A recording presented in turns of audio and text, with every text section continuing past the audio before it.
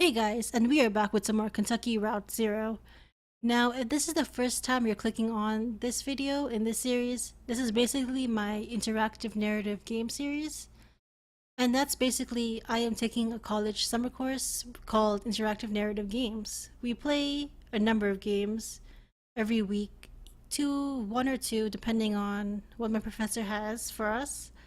But we play the games, we compare and contrast, we compare it to previous games, and we just kind of figure out what's going on. Each each week, usually my professor will give us an objective, like what to look out for each game. You know, look out for this, look out for the music, for narration, look out for something. This week we are looking out for. We're not actually. It's kind of different. We're not looking out for something specifically. What he wants us to do is play the game. Play the game entirely, all four acts, and then kind of think of a scene that happened within the game. Think about the background, the narrative. Just describe it without really going back. Describe it from memory and see, and then go back and compare and see if it's kind of the similar thing like you described. And from there, figure out, was the description of this game enough to make you remember it, to make an impact pretty much within your mind. So we'll see. This game is confusing. This game is super confusing. I rewatched Act 1 and 2 that I played and I'm still confused. So I don't think it's gonna get better. We'll see. We're playing Act 3 now, this session, and Act 4 next session, and there are only 4 acts right now. 5 is gonna come out. I'm not sure when 5 is gonna come out. It's gonna come out eventually, and we will play it, but there are only 4 acts out right now. So let's get started.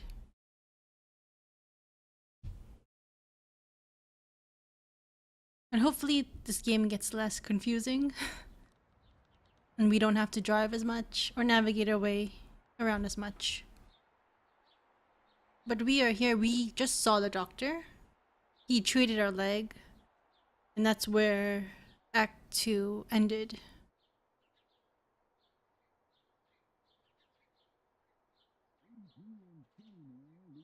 Radio announcer, 83 and sunny now. Looks like it's gonna get up to about 101 by late afternoon. Oh, that's too hot. 101 degrees. No, I don't. That's too hot for me. And 103 in E-Town. Not a cloud in sight. So get out those parasols.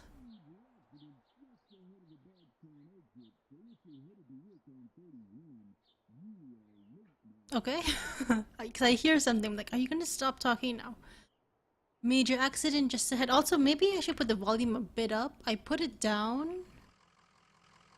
Maybe up to there. And if the music comes up again, it's too loud, I will turn it down again, but it should be okay.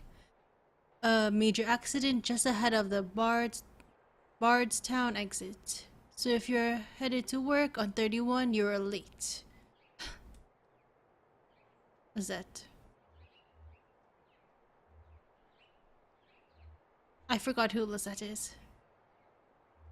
Sugar, as it is, just a little. I forgot how you take your coffee. I'm tired. I didn't sleep well. Is he, he has to be like kind of hallucinating.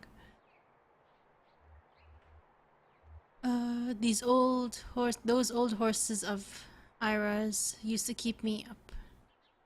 I heard you yelling. Bad dreams? We were up on a roof, Ira and I, and Charlie, eating a light supper. I was drinking sweet tea. Charlie was reading. We were surrounded by other houses, closely packed, huge sidewalks. It must have been a... what's that word? Subdivision, a city? A subdivision. That's it, I'm sure. Below us, a group of people were gathered, standing quietly. A man was reading from a book. I asked Ira about the weather. I don't know if I'm pronouncing his name right. Ira.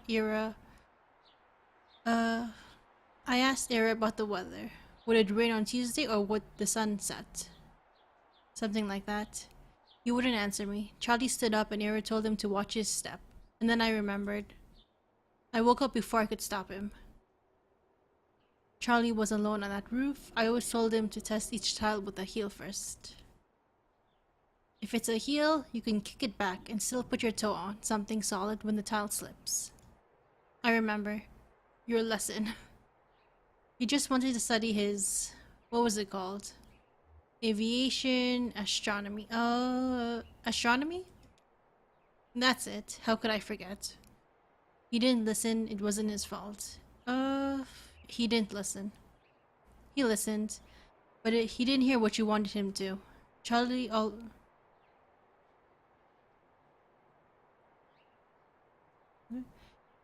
always had thoughts somewhere else, and he was fitting your words together with whatever else he was focused on. Like, what do you... like a word salad. Yes, that's the word. Well, we have a mail order delivery today. Might be a long drive. I hope the truck can hold up. The long drive... the truck will outlive us all. I hope you're right. I'm glad you'll keep it. Era would have wanted you to have it. It's been running since Charlie was born. Era took me to hospital in that truck. So did you once. When you fainted. My hero. So long drive, so mail order. Maybe just a shut-in. I don't recognize the address. The order is all... I'm sure we can fill it. Guess that'll be the last. I guess it will be. The last act of Lizette's Antiques. The... oh, what was the word? Ah, Lizette's Antiques. Okay, that's... I was like... who is this lady? I don't remember. Yeah, that's the name of the antique store and the truck and all of that. Finale. ... Maybe. No, that's not the word. I just need to think a bit. More coffee or something. Or I've had too much. It'll come to you. Maybe. I'm not sure anymore. It seems inevitable. There will start to be words that I lose forever. Ah, so she has... dementia? Alzheimer's? What are those boxes you set in the hallway? Those are Charlie's old books. Those are your clothes. You packed them yesterday. Ah. Those are Charlie's old books. Oh. I thought you might like to look at them. I thought we could look at them together. That sounds nice. Cora should be here soon. Will you wait with me? Sure, I'll wait with you. Radio announcer. There's your traffic and weather on the 5s. That's every 10 minutes. Brought to you by the Consolidated Power Company.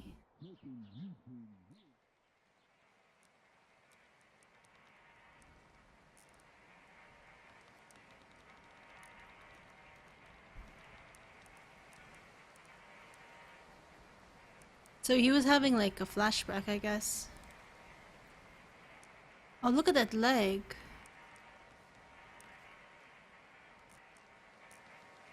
And my dog is down there. But yeah, that leg does not look very good.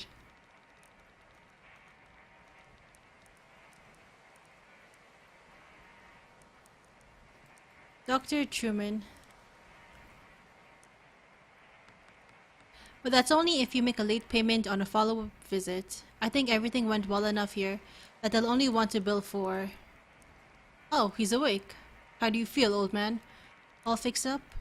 Truman says you might be a bit misty coming out of it, so... I was dreaming. Dr. Truman. That's unlikely. Neuropodal TM is quite powerful. In fact, many patients report a sensation of lost time.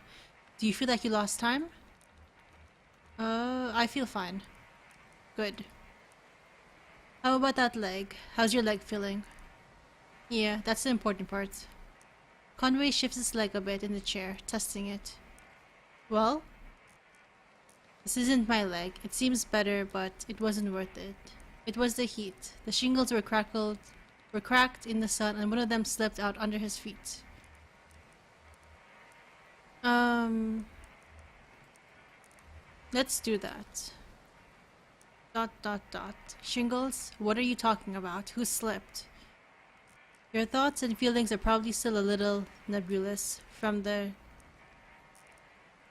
That's totally normal. It'll pass. I wouldn't recommend driving, at least for another hour or two, regardless.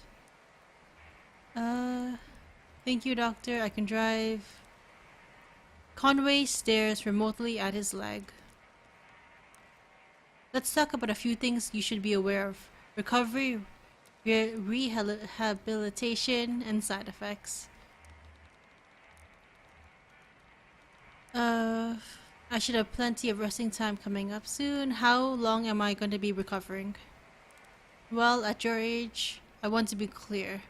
You should expect lingering effects of the injury for more or less the rest of your life. Don't immerse it fully in water. Avoid extremes of temperature. And stay away from dusty roads and mountain lions as much as possible. Mountain lions?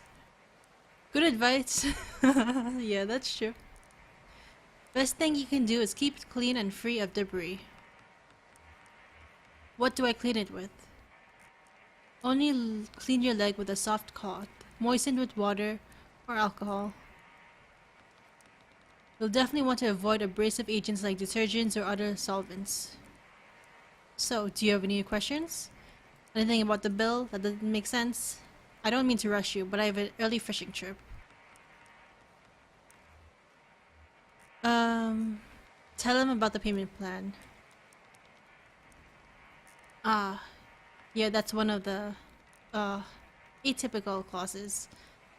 I don't really have any control over the bill. Now that the power company bought my employer, they handled everything.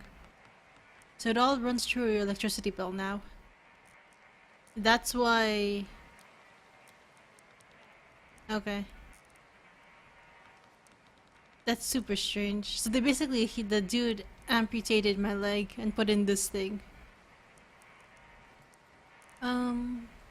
You can pay it back in full on your next billing cycle, or you can get it out an emergency and energy credit payment plan. You'd have to call, okay, for more details about that. I don't really understand how it works. Something about generating electricity to send back into the grid. Oh, and one more thing. Don't be alarmed if you experience any side effects. Typically, we see daydreaming, deja vu, irregular perception of time. About 15% of patients report a generalized sensation of lateness. Nothing to be alarmed about. Just keep it in mind. Thanks for your help. Julian's outside. We can head back to your truck.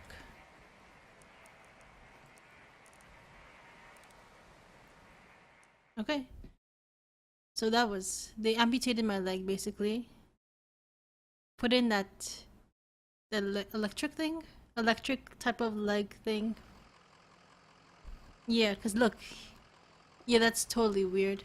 That's totally strange. How are the drugs treating you? I feel a little distracted. Streetlight seems a bit brighter. I don't like to take medicine. Streetlights seem to be a bit brighter. Oh, like trails and tracers? What do you mean? Oh, never mind. Your pupils are probably just dilated or something. My dad got a hold of these eye drops once. They stimulate the muscles in your eyeballs and dilate the pupils. I guess they have some medical use, but one of the other miners said they'd help him see in the dark. But then he had to wear sunglasses all day. The drops lasted too long. My folks had a peculiar relationship with medicine. We almost never had a regular doctor, or health insurance, or anything like that. Our immigration stuff was a mess for most of my childhood, so we only qualified for state programs in small patches before something or the other would get contested, and we learned to just pile on dentist appointments and stuff in those short windows. If a cut got infected or migraines were too much to handle, Mom would talk to so-and-so and who knew so-and-so, usually another minor, and end up with some pills. And instead of medical advice, every pill came with gossipy warnings and superstitions, like all this lore came with it. Like magic, danger Dangerous, mysterious. Uh, Ever run into any problems? Sure, yeah. Stuff would be expired or mislabeled. Mom was allergic to penicillin, as it turned out. That was scary. And one time, in high school, we forgot these pills to help her focus. She was so smart but always going off in different directions, mind racing, like 5 conversations going in her head at once. And you're lucky if one of them is with someone in the room, you know? So she had these pills, and they seemed to help. I was struggling in school too. Failing my history class, she offered to share the pills. Did it help? At first, yeah, it helped a lot. I had a kind of presence and clarity of purpose that I never really had otherwise. I didn't want to stop taking them. One day I was sitting on my bed, my notebook was open next to me on top of a textbook, and I was holding a pen in my hand. I remember this moment from several years before. It came up so suddenly, with such precision. I couldn't put it out of my mind. I felt I had to stay with it until I recalled the whole thing perfectly. It was just a tiny nothing moment. My mom patching up the side of a birdcage, winding some spare wire around the frame to reinforce it. I was fixated on that image, and that sound. The cage kind of bending and twanging as she worked on it, rapping and nodding, scrapping copper against paint like bowing a rubber violin with a railroad tie. My parents came back from a triple shift and found me still sitting there on the edge of the bed, pen in hand, delirious with thirst, patching that birdcage with a 1,000-yard stare. Ah. Guess the rain stopped? You get some rest back there? I don't feel much rested myself, and my leg is fucked. We'll get a break. Maybe tomorrow. Can I talk to you? No, I can't. Okay. Let me see if there's anything else I can kind of explore around here, or do I just kind of gotta go? Also, water. This is all water. Right? This is water. Okay. Let's go back. Let's... Can I check out the bird? Look at you! Man, I wish we could have had, like, him instead of the truck. Imagine?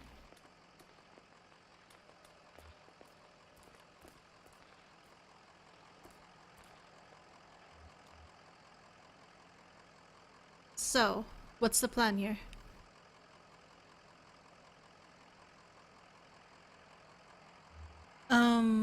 Head back to the 0.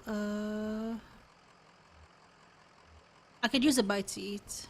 Oh, okay. You've been on the road a while. Well, there's an all-night convenience store not too far away from here. Is that okay? Sounds good to me. Okay, we can take the 31 heading east. It's right before 65. 31 heading east. They head back into the night. They have nowhere to go. They head back into the night. I wonder if you selected all those options that was like, you know, like, no, there's nowhere to go, no, you know, they stayed where they are. If you get a whole different option. Like, I'm curious. 31 going east. Take the 31 heading east. Okay. So this is, we're on the 31.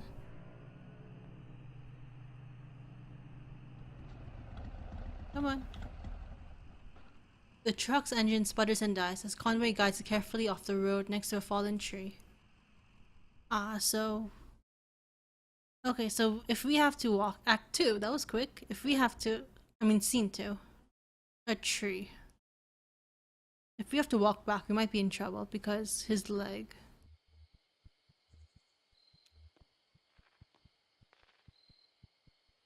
Nothing to be done?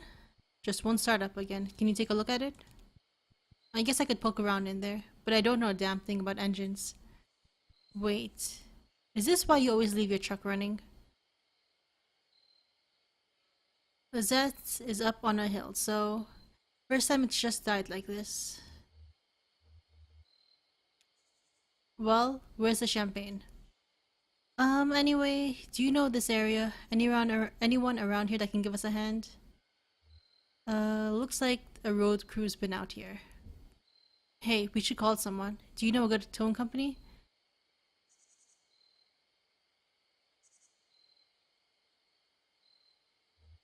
Um, I found this card on the dash. Alright, I'll give them a call. I hope I can get a signal out here.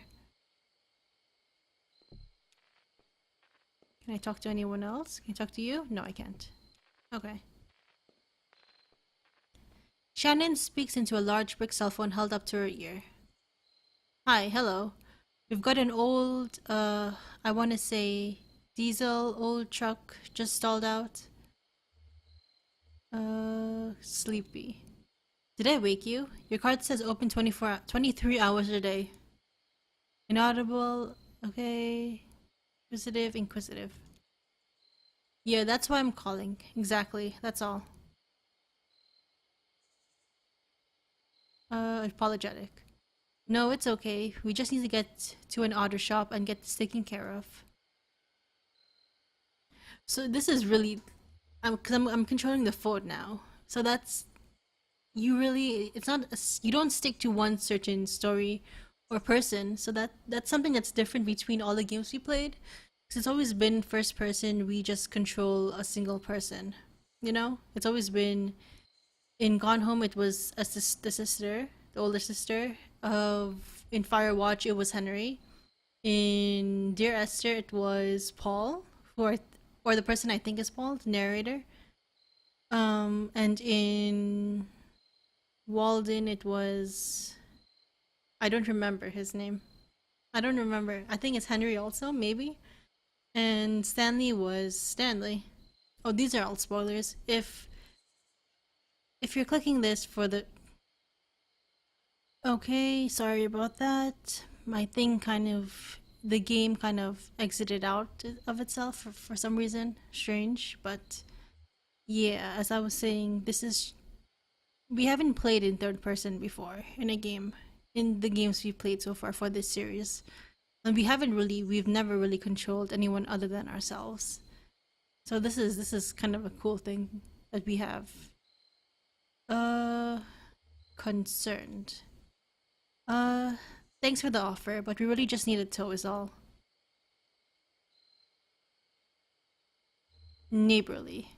We already ate. As soon as you can get out of here, we're off 65 somewhere. Just kind of pulled up by this tree that fell over.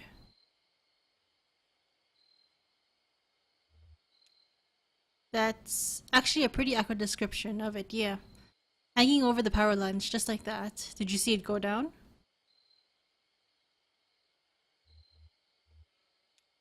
Okay, whatever you need to do. How long do you think you'll be? Hello?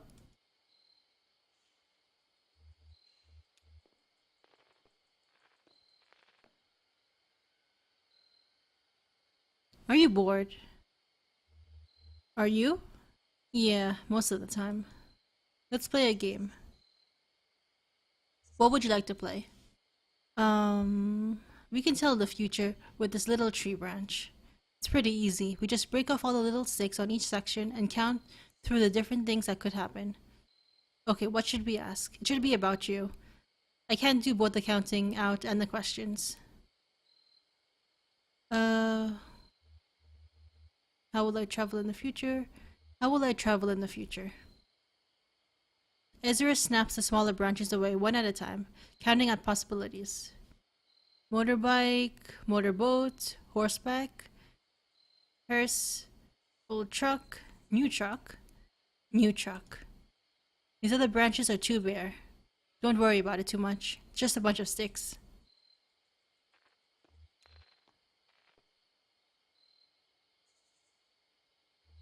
Uh, I wish Julian wasn't so busy right now. He's got a lot of houses to carry still. I wish I could help more.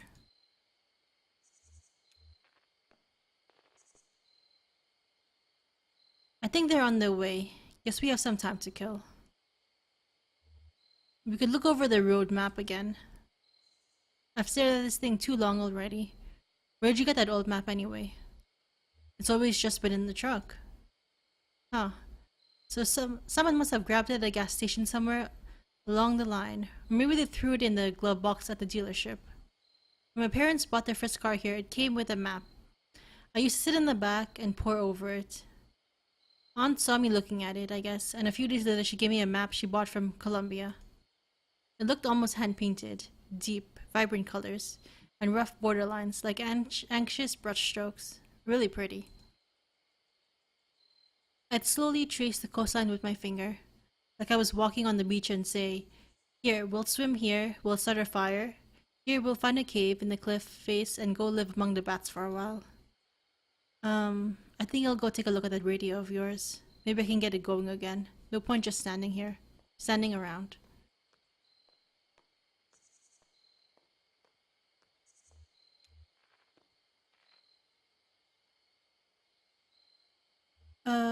That thing's been broken for years.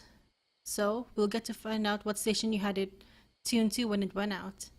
A snapshot of a younger man's taste. Do you remember what it was? Some college station. Well, I'm sure we'll find something to listen to on the road. Can I go exploring? No, I can't.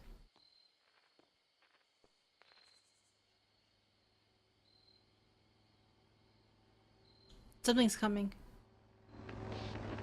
Oh, what the fuck? Oh, what the hell? Okay. Who is this? Who are Johnny? Is this the right way? I don't recognize these trees. Junebug. What's to recognize? Just a bunch of trees.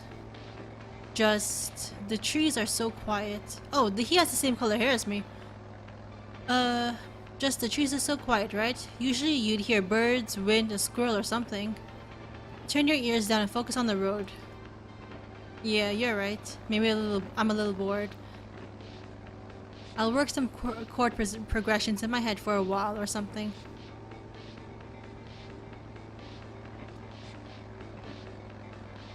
Is the bike kind of dragging a bit tonight? We've stripped our gears down pretty bare already. Yeah, beats holding a couple of guitar amps around.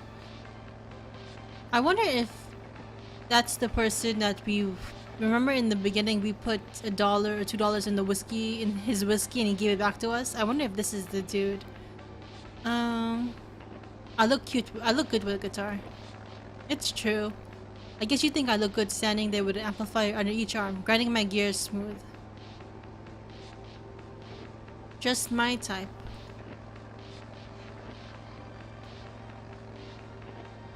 Singing. I'm not singing. You should have been a poet. I leave poetry to the professionals. What's on your mind? Oh, I don't know. Just looking at the stars.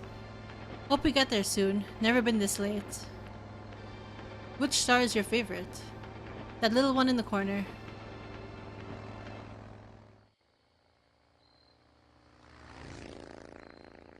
And they just go straight past us.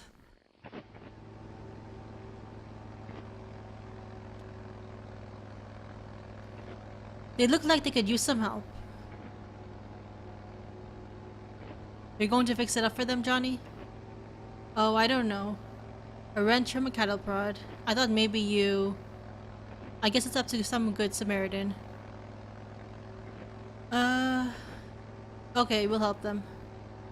You're the best, and hey, maybe if they're not busy, they can fill some seats at the gig. You know, if no one's there, Harry'll try and bilk us on their fee. Shannon?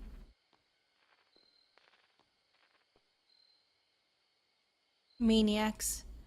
Are you okay? Sure, you? Oh, no, I'm fine. Thanks. They were in a hurry. Where do you think they were headed? What do I think about where they were headed? Sometimes you're pretty abstract.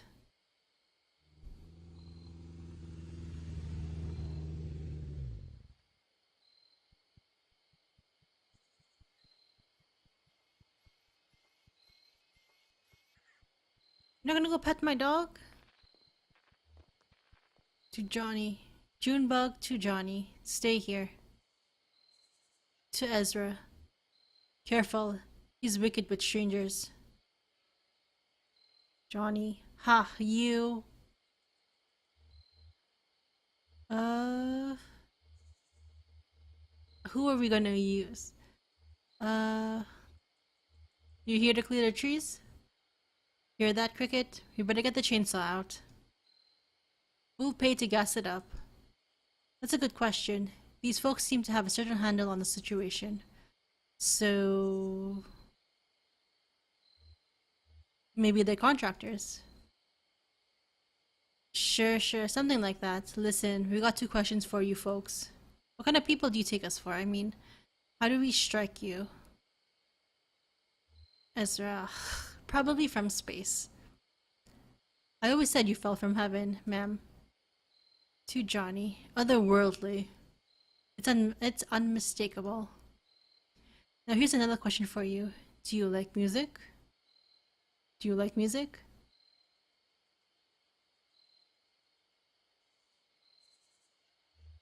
Lizette used to sing in taverns on the weekends. Beautiful stuff.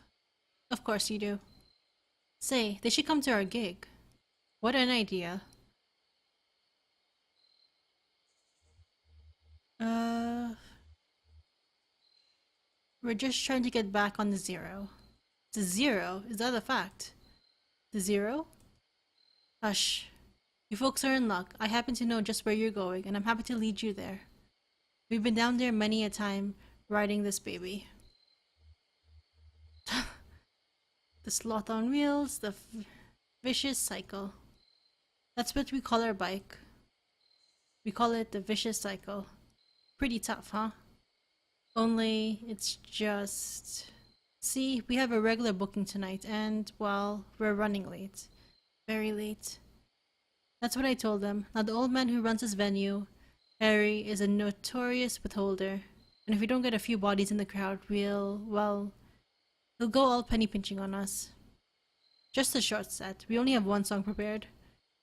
You'll come to the gig, won't you? Of course we will. To Johnny, of course they will. Can you believe we almost didn't stop? Johnny to Blue. Hungry, old lady?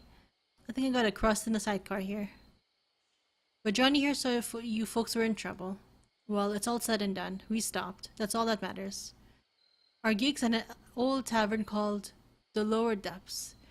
It's over there by the Carly Moran Highway, just east off 65. We usually take a right off the interstate around the petting zoo. Johnny likes the petting zoo. I do like the petting zoo. Now let's see about that truck of yours. I feel certain we can get it running.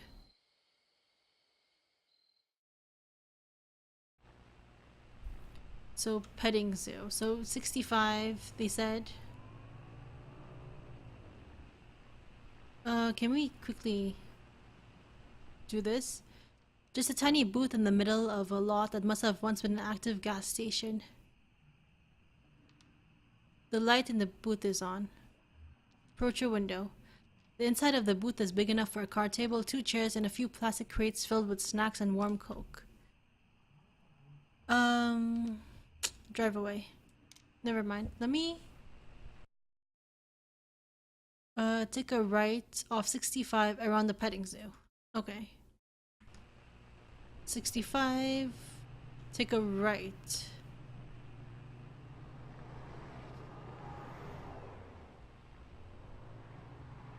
Petting zoo, so take a right. Can I view it? The petting zoo is closed.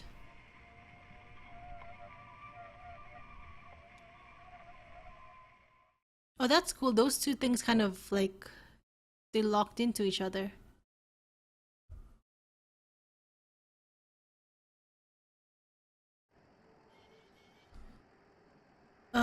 Blue doesn't feel right. Feels a little like home, huh?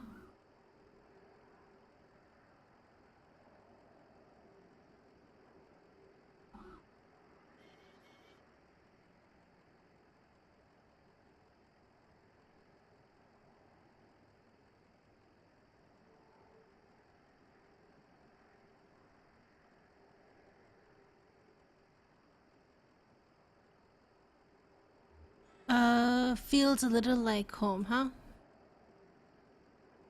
It's not all bad memories. Gentler times in a twisted kind of way. Can I talk to you? No.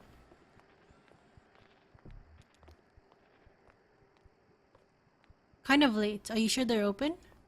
Sure, they're open. This is one of those places. We came by earlier and they were closed. Oh, you know it? Pretty rough, huh? We never went inside. It's not that bad. Let's head on in. We are not saints, but we've kept our appointment. How many people can boast as much? That's lovely, ma'am. Who said it? A poet.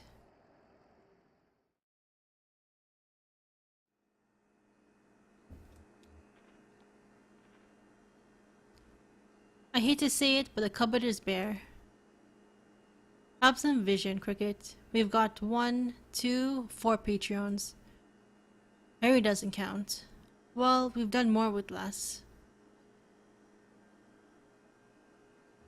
What kind of music do you play? Okay. There's some Dolly Crown in there too. Like the early stuff before she joined the Sheet Swingers. Better drum programming though.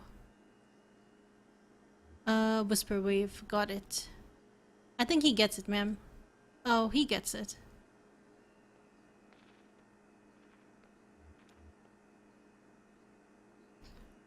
A rough brick between two pieces of stale bread sits in the center of a table, surrounded by a ring of undisturbed dust. We were gonna get some food. I don't know if they have food here. All I'm pouring tonight is Hard Times whiskey. Sure, I'll have a whiskey. Coffee, right, old man? And I'll have a Coke. No Coke, no coffee. Hard Time whiskey. Forget it.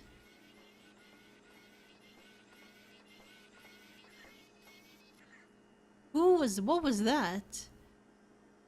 Yelling towards the exit. Shut the door, would you? I can't afford to run the AC all night. Sorry, Harry. Oh, it's you two. Where have you been? Never mind, listen. I can't keep this place open through the small hours of the night just waiting for musicians. Gets lonely, doesn't it? Yeah, kinda. How about some music? There's nobody here to listen to it. I can't pay for... We brought some people, Harry. A crowd is forming. Yeah, but also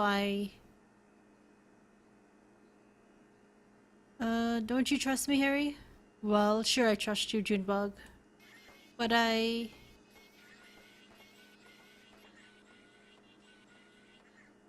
Are they like robots or something? Because when they walk, it sounds like they have like artificial limbs or something. Like robotic limbs. Okay. What are you doing, Ezra?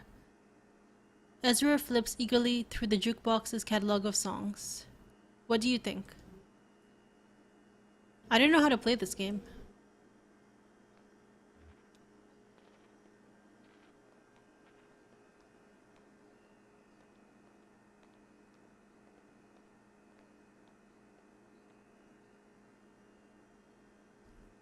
How's it looking out there? How are you all feeling tonight? To Harry, can we just get a bit more reverb in this monitors? In the monitors. Harry, adjust the soundboard behind the bar. How's that? Test, test, 1, 1, 1, 3, 50. Lamination, lamin... Okay. Sounds good. How's everybody doing? Anyone had a real bad night? To Conway, how about you, old man? Yeah, real bad. We'll try not to make it too much worse. This is a song I heard in a tavern many years ago at an open mic night. Me and Johnny were out just riding around, you know. You like to drive around, old man? That's where I feel at home. Of course you do. So we were out riding around and we passed this gaudy old tavern. I mean, it was a real drive. Busted up facade, weeds in the parking lot, taps all dry, bats in the bathroom, in the room, and run by this creaky bag of bones. Looked like the only thing keeping him awake was the fear of death. So glad to be back here at the lower depths. Hey now. So we stopped for an early drink, and there was a lady singing right here on stage, and the song she sang, well, it stuck with us, and now it's a regular part of our repertoire. Never got the lady's name, but she seemed like a sweet gal, and she had a voice like Scotch whiskey. And we just hope we do her justice, so here it is, Too Late to Love You.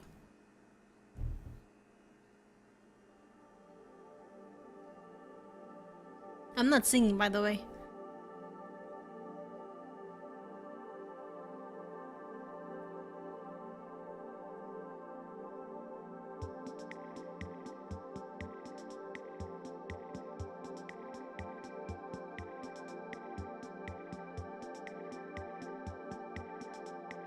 I like her outfit though. Junebug.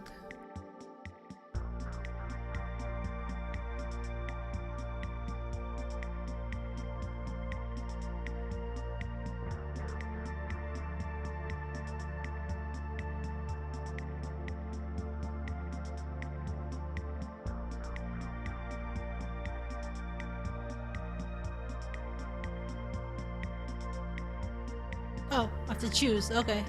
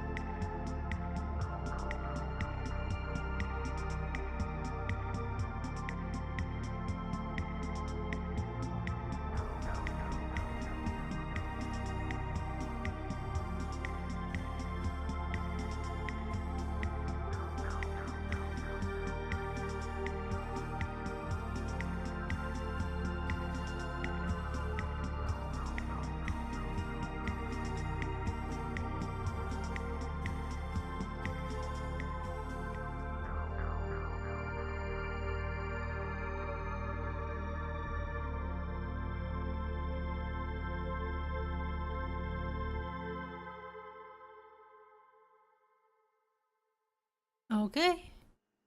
That was actually really good.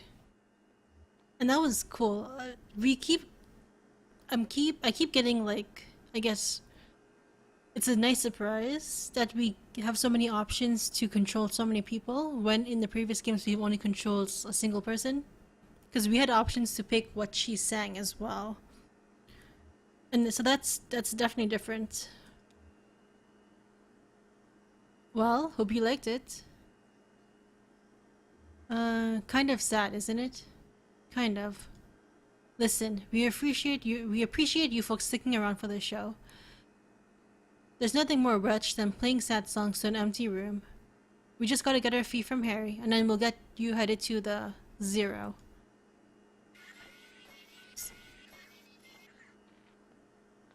Yeah, that's not me, that is them. Harry. Well, Harry, I think that went pretty well. I'd say the crowd was into it. I guess the usual fee is about right, and we'll just let you get back to your business. Well, that's just the... Damn it. I was trying to tell you too. I can't pay. They cleaned me out. I got nothing left but a GD IOU from the distillery. An IOU. Yeah, I traded them for some whiskey, and I guess I had some surplus credit, so I got this note to get some more from them later on. Must have been a hell of a trade. I had to. Gotta keep this place open somehow. God damn it. What's your language, Harry? Could you just pay them with your IOU? Well, Very contemporary. Very astute. How about it, Harry? Let's push some paper around. Well, it's just... I can collect on it here when they bring more whiskey up. But for you to cash in, you'd have to go down to, you know... down to the distillery, down to hard times. And you know, it's... you gotta take the 0. So that's what we'll do. How do we get there? You said you knew how to get there. No, I don't believe that's exactly what I said. It is exactly what you said. Are you folks sure you want to head down there? I've never been myself, but I hear... people hear things, rumors. Do you know another way to Dogwood Drive? Dogwood? Got a letter, did you? I got a stack of them. Well, okay, sounds like the 0's your only course now. Harry, you're alright. If only. You got a radio in your car? Yep. Well, here's what you gotta do. Take a left out of the parking lot and then just fiddle around on your dial until you hear something familiar, but... I mean, familiar but strange. You know the feeling? Like... I used to go hunt with my uncle, out in the mountains, and now I watch these nature programs. They're filmed in the mountains, and there's the deer, and I know all the plants in every kind of tree, but something just doesn't look right. And it's even stranger for being so close to familiar. Something like that. You'll know it when you hear it. Fix that strange but familiar station on your dial. Drive for a bit and turn around when the station cuts out. I mean right then.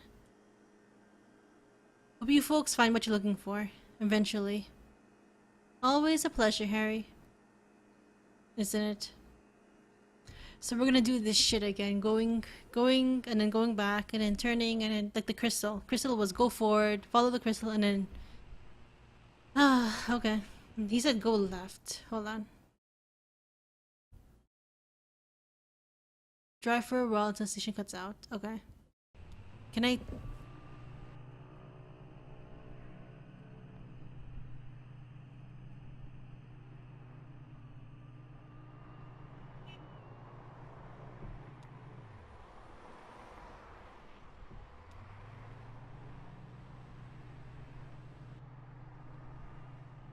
Oh.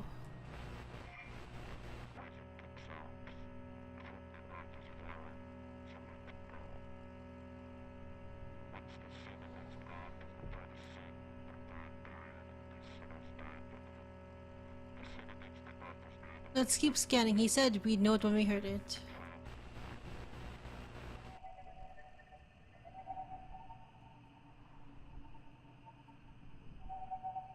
I don't think that's it.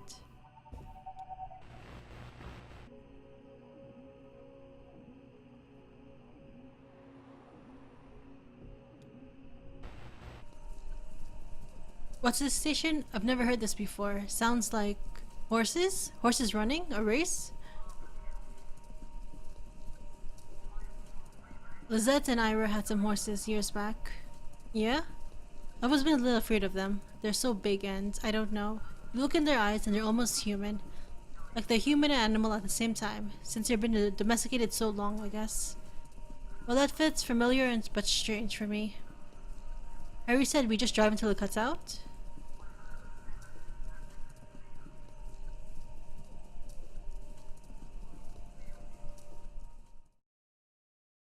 It didn't cut out though, I don't think. Horses. Bunch of horses.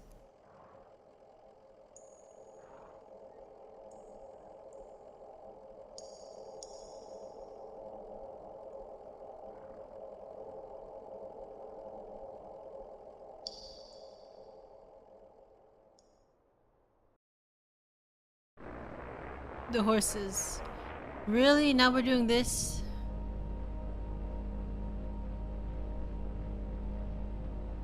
So do I have to listen for a sound here?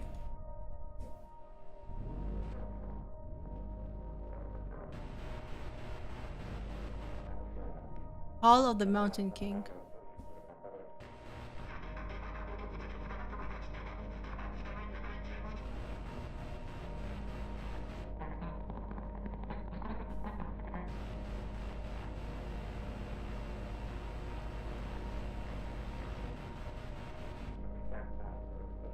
This is strange. Okay, let's go there. Because there's nothing else we could really click on. Scene 4. Okay. Hall of the Mountain King.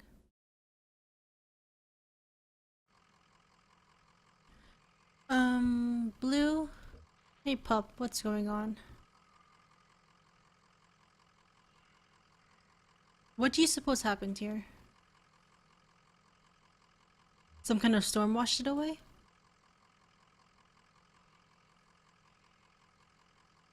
Or just a slow drip from the ceiling wearing it down? Let's talk to Johnny. Time to cut him loose, ma'am. You bored? No, it's a slow night anyway. I'm just happy to keep tagging along.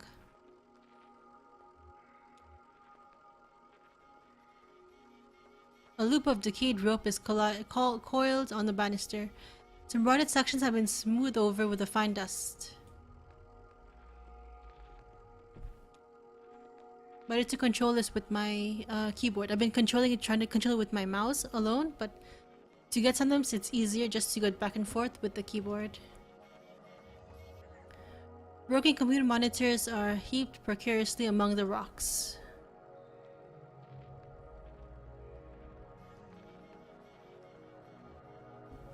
Pet carrier.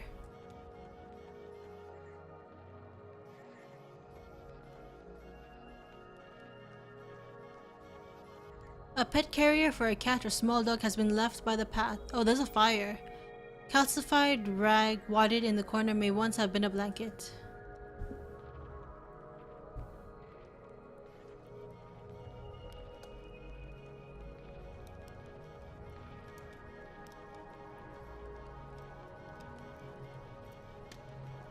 Oh, there's a girl over there. A hiking backpack leans against a rock. It's empty except for a dusty bag of cat food and a few punch cards. There's a girl right there.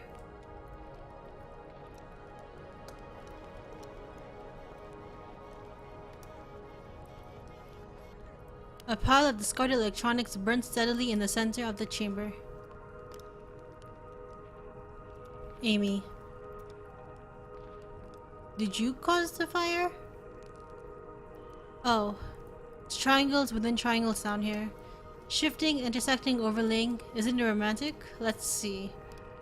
To Shannon. You're here to seal back the love of a boy you once knew when you were too young to recognize the movement of the heart. To Conway. And you're escorting her, pretending to have her interest at heart while really... To Junberg. Really? You're in love with the young woman as well? And so you've agreed to help him conspire to win her affection. But it's just a ploy to set him up for embarrassment and diminish him out of the picture. What are you talking about? I'm into it. Well, maybe I still have the knack. I used to be really good at this. I had 11 novels published from The Billionaire's Bidding to Fields of Longing. Real hot, ripping stuff, you know? I miss those days in my Lexington studio apartment, just me and my thesaurus steaming up the windows. To Ezra, I'm not sure you should be listening to this, kid. I'm not listening. But of course it couldn't last. You know, suddenly it was all computers everywhere you went. I thought I might be able to do something with that. Inject a little libido into those ugly beige boxes. So I went back to the university and I studied human-computer interaction. And then I picked up Donald's research assistantship here as a tester, debugging. In my off hours, I played around with the doomed love story at the core of our little simulation. That seemed to amuse Donald, so I kept at it. I'm afraid I tinkered too much, made it too complex. Now our work is never done. We don't even have to add any new functionality. The bugs just grow on their own, too complex. I miss those days in my Lexington studio apartment.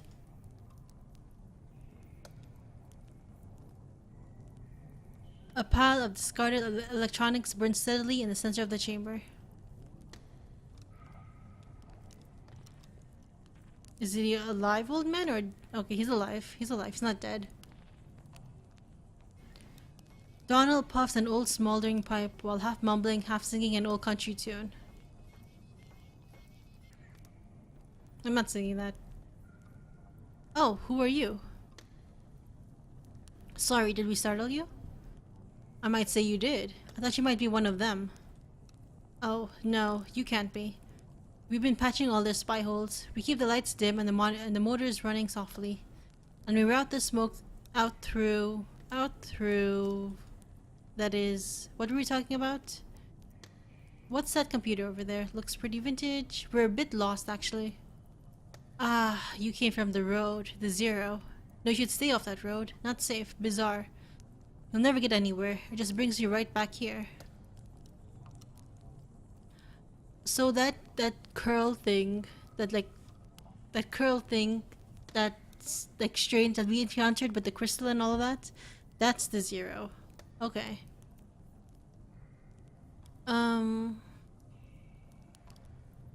The bridge is out down there. Yeah. We're quite marooned in this moment, but I don't mind, not anymore. This is where my life's work is, the computer. Right on the other side of the spire. It looks like a harmless old computer, doesn't it? Like some beat-up mainframe exhumed from a university basement and left in the cave to rot, or to flower. No, it's no ordinary computer. I modified it, and it's in some pretty experimental ways, believe you me. And there's nothing to say of the software, but to Shannon. Oops. You look like a technically minded sort of person. Tell me, do you know the effects of mold growth on diffuse-based transitor secretary?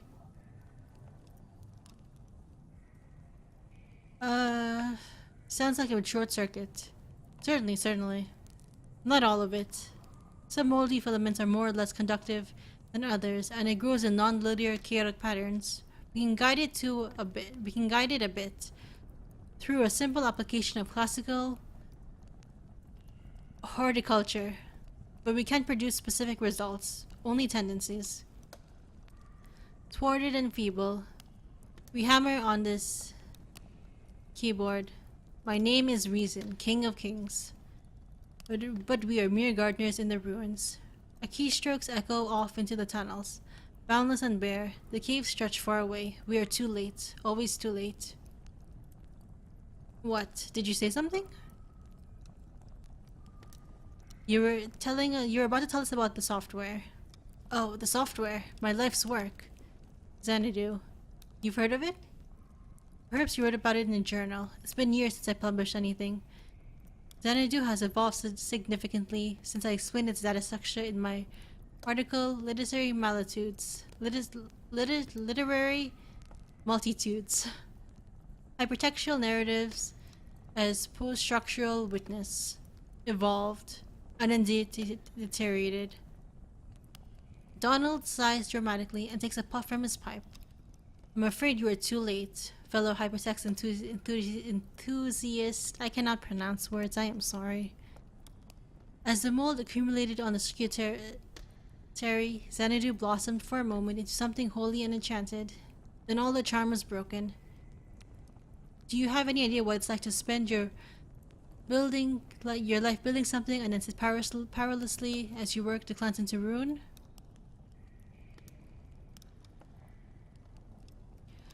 Do you have any idea what it's like to spend your life building something and then sit powerlessly as your work declines into ruin?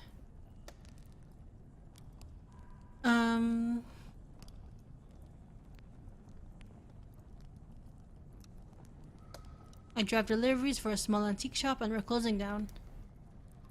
Shuffling around the dusty ghosts of antiquity. I have my own ghost, and I keep them in there. In Xanadu. It's running on that glorious, dusty machine.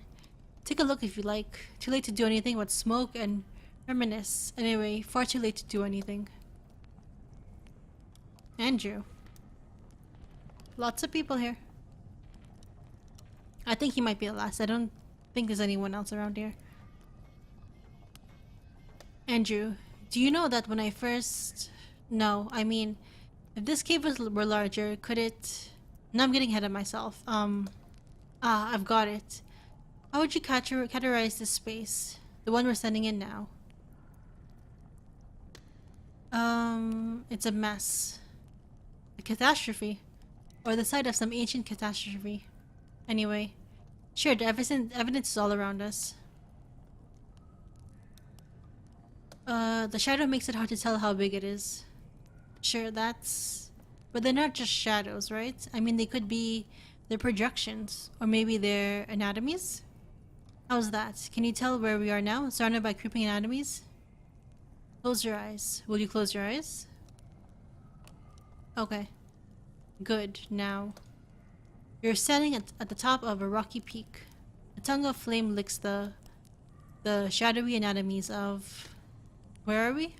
Oh, here again. How disappointing. Sorry to, disappoint. No, it's my fault. I shouldn't be so attached to the future. It's always getting in the way of my work. Better to be in the moment, carefully observing and documenting with no attachment. Let me give you an example. I was a grad student studying statistics when I started working with Donald on this project.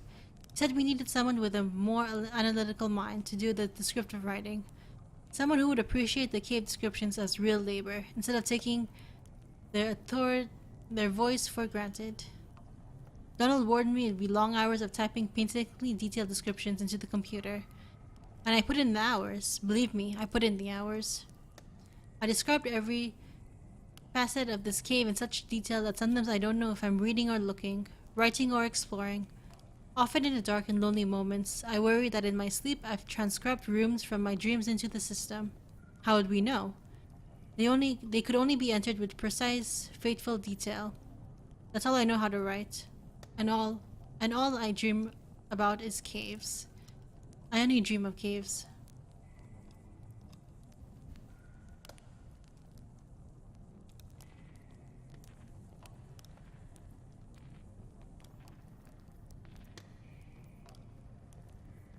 A massive gate constructed of scavenged materials block passages down the far side of the spire. Another person.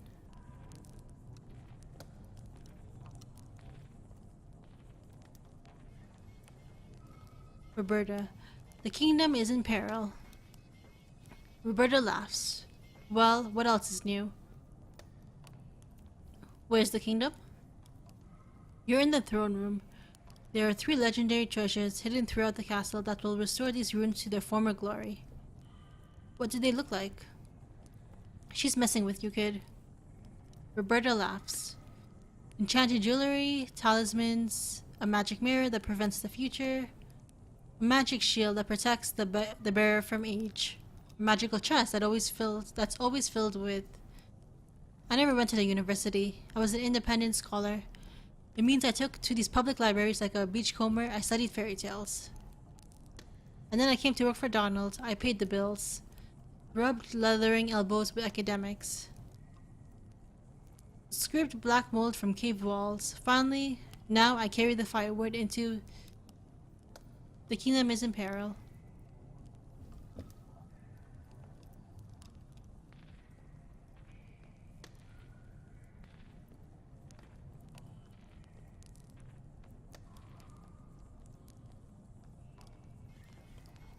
Baffling control panels are sheltered from the elements with a worn tarp. A closet-sized wall of knobs and wires loom behind the machine, humming faintly.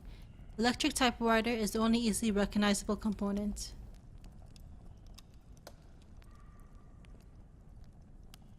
How do you think we get it started? This old thing? Maybe there's a hand crank around? Oh, it has a run key.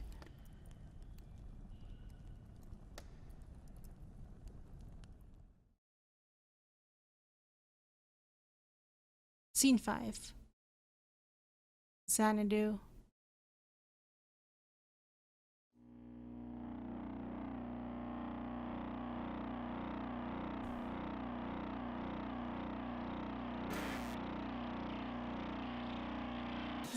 Okay.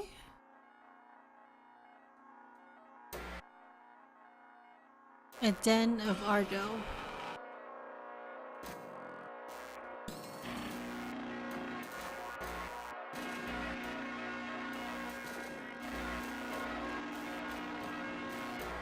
Xanadu, you are a light at the something.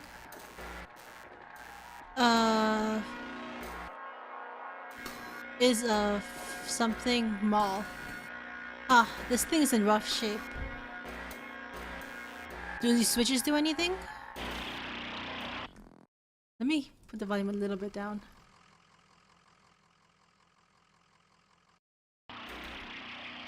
Flips an unlabeled switch. Xanadu, that's worse, I think. Small something. Okay, that's worse. Kinda looks like a house. Type house. Typing house. Something that's and worse. I can't see that.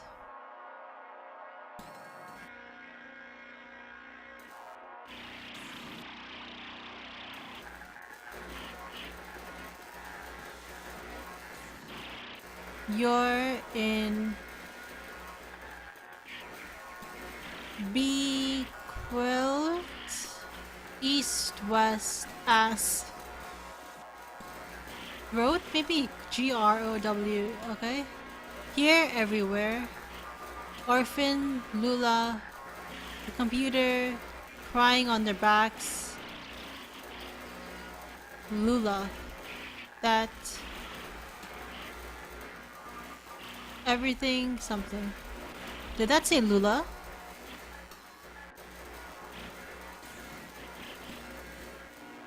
Investigate machine.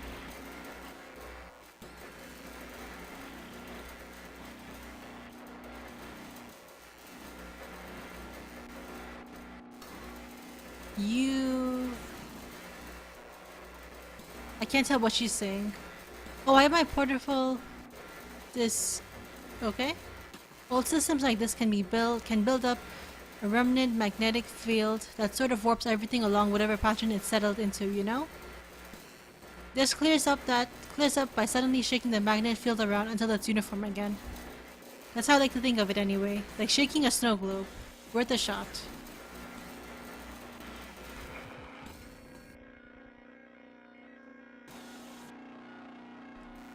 Hall of the Mountain King.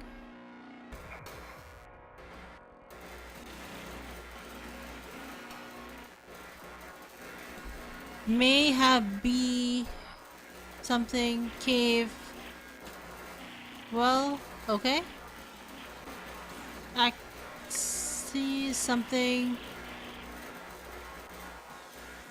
I have no idea. Is where you set up human. Premature. Press any key to quit. This is a lost cause. What a piece of junk. That was very confusing. But it said Lula, so 6. Okay, we went past 5. The previous acts have only had 5, I think, scenes. Bizarre. And what was that about Lula? Maybe Donald knows how to clear it up a bit.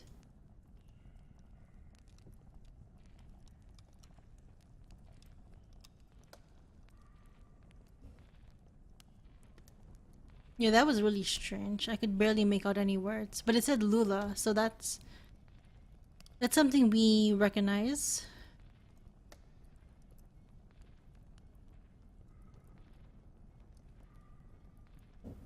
Donald. So, you've seen it for yourself. What's left of it? Pretty busted. The chalky bones of a beautiful dream, but you can see what it once was, can't you? Can't you? There was so much more to it. Ornate labyrinths of memory. Simulated peril cave ecosystems. Real artificial intelligence built on sophisticated neural network algorithms. The birds in the forest could flock in 3 dimensions. The bats could learn to sing. And then it began to crumble when the strangers came. At first, we only heard them, walking heavily through the caves, dragging things around, hammering and clattering their tools. Sometimes we heard working songs.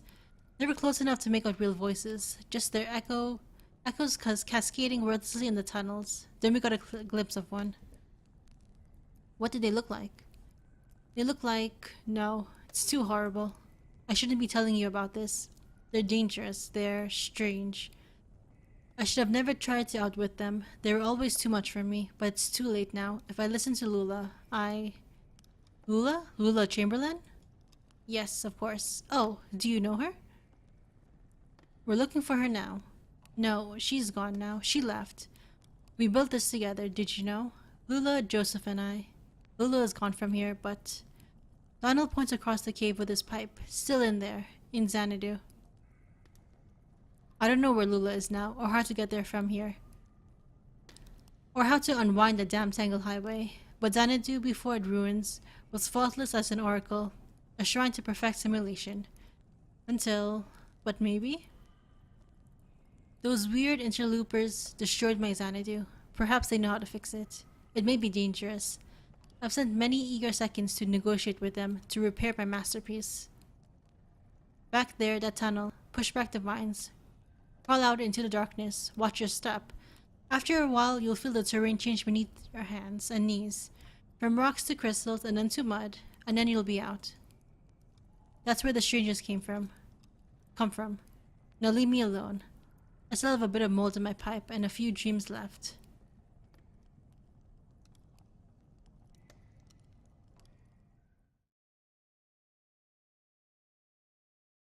Seven. Okay. Where the strangers come from.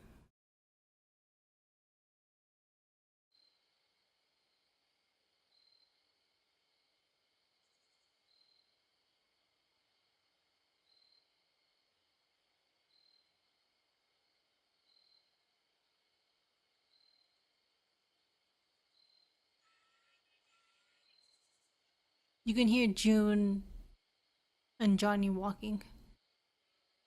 A little bit, because you can hear that like mechanical noise.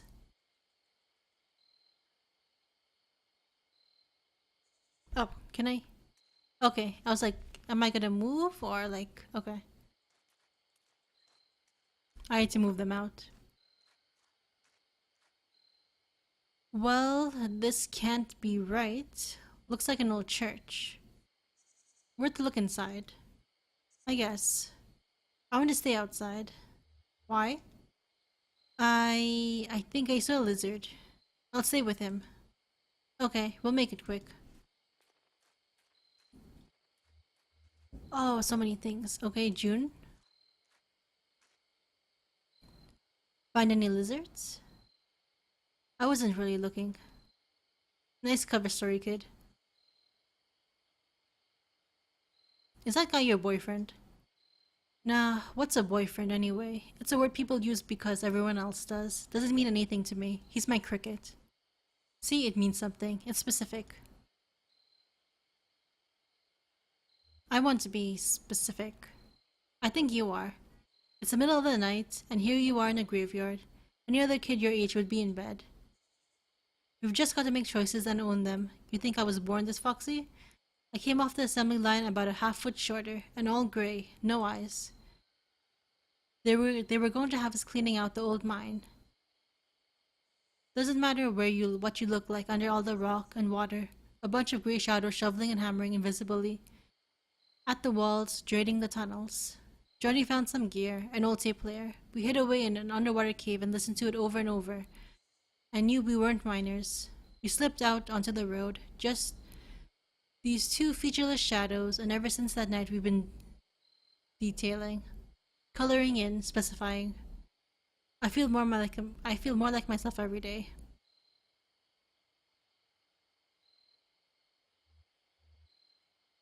I feel less like myself without my folks. Sure, some people are born into a family. Nothing wrong with that.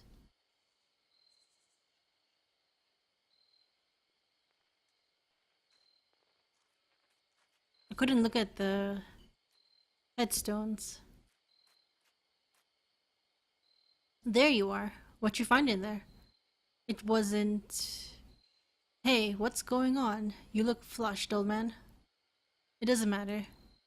Right, okay. We got what we need. Let's go. Okay, I didn't get to really look around. That's kind of sucks a little bit. I guess when I replay, I'll kind of like look around more, but let's talk to Donald. Singing softly. We found your strangers. We know how to fix the damned machine, but I'm not sure it was worth it. Oh, soon the visions will return. What have you found?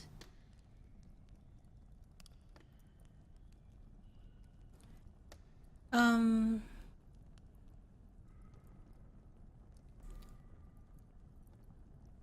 I don't know. Type in a specific phrase to restore it. Oh. A bit of a poem to rally the illustrious spirit. Of course. Well then, type away. By all means, do not hesitate. Type away.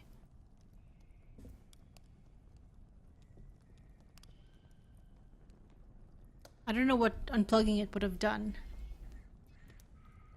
I mean, we'll see. I probably have to play this game a few more times to actually figure out, like, if what we, like, the answers we click, if they really affect characters in the game. Like, if I said that he was fine, would his leg be fine now? Would he not have this, like, electric leg, you know? Kind of figure out, do your choices actually matter? Because that's something that's a big thing. Hold on. Let me take this out. Choices is something that I guess I've talked about a lot in narrative games. I've talked with my professor, you know, which is, we get choices. We get in most of the games we've played, we've gotten very few choices. And most of the time, they haven't really affected the game that much. Dear Esther, Gone Home, we have the choice to kind of play the game how we wanted to discover the plot the way we want it. We want to explore it. You know, they don't tell us, oh, you have to go in a specific way. You have to do this. You have the choice to discover it however way you want. In in Gone Home, you can actually just rush through the entirety of the game. Don't listen to any journals. Just find the spoilers, find the key, and kind of make it to the top of the attic and figure out what's going on. Dear Esther, you can't really rush through the game, but you have the option to explore it however way you want. You know, you have that option. It doesn't change the ending. Nothing about the ending changes for either game. You just play it how you want. Firewatch, we have choices. I don't know how much they affect the game. Like in the beginning, you can choose what happens to your wife. If you have her stay with you and stay in a home, or go with her family back to Australia. But that does not really affect the end game. You can, and the other choices are kind of like how you talk to Delilah. You can either be nice to her, talk to her, or not answer her at all, which I did off recording, and she got very pissed at me. But the ending, despite all of that, did not change. There was, I guess, one change in the game, which was when you talk to her, when she asks you about your appearance. You can either not answer her or give her like an idea of what you look like. And that's the only thing that changes kind of in the game, is that at the end, when you go to her watchtower, you see the picture and you see kind of how you described yourself to be. In Walden, I think Walden, you have but in Firewatch also the ending doesn't change. You have, it's either you get out of the forest, you make it out alive, you get on the helicopter, or you stay behind. But there's no real like there's no real change within the game. Walden, there is change, but it does not really affect the game that much. You still get the same ending no matter what. Um, and Walden, yeah, Walden, I think might have had the most choices, kind of, on things you can do throughout the game, how you can play the storyline, but ending was still the same. I think the most choices we've had in general was Stanley Parable, where what you do, the choices you make, they can affect how you like. If you die in the game, they affect your ending. That's why there are multiple endings in the game. I think they're over 10. They're like maybe 14, 15 endings in the game. And that was different because, and that was also, that game was basically, you have choices, but the narrator would rather not have you make choices, and the narrator would rather have you play the game like he wanted. You don't have the choice to do what, you do have the choice to do what you want, but you are yelled at and criticized for making those choices. So I'm curious in this game. I know the game, there's no ending to it yet, so that kind of sucks because it's gonna be like a mystery. But I wonder if the choices I make now will actually affect the ending. You know, because this is an episodic game, so I'm guessing that maybe like previous episodic games I played, the choices you've made throughout the game kind of affect the ending somehow, like Walking Dead or maybe Wolf Among Us. But yeah. So I'm curious if in the beginning, if I said that my leg was fine, if it would actually be fine. I wonder if the choices if like when I click on the truck, if it says, they go back into the night or they have nothing to do, they stay behind. I wonder if you stay behind, anything happens. Because there was one thing where we just like we stopped in the middle of nowhere, and the option was to continue moving on or wait. And I waited, and then a meteor kind of went through the sky, and we would have never discovered that if I kept going. So that's kind of curious. Like, and if like the choices I make now, for example, like telling the guy, "Oh, yeah, the to fix the computer, you have to do this." If that makes a difference in the end, or like what? So I'm curious about that, but I don't think. But yeah, we won't know until the end of this game, until Act 5, and I don't know when that's gonna come out. So we might be waiting a long time. But yeah, sorry, I talk a lot. It's easier to kind of analyze while I'm playing the game, and then just going back and figuring it out. But yeah, let's get back to the game. Also, I'm losing my voice, it sounds like. Okay, we're supposed to type dome in air. Weird. Just following instructions. Here we go.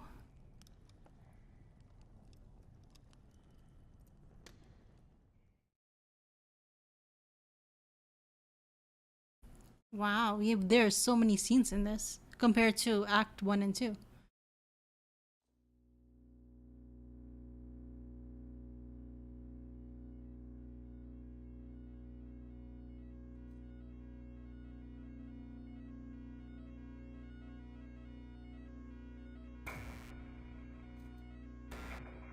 Xanadu.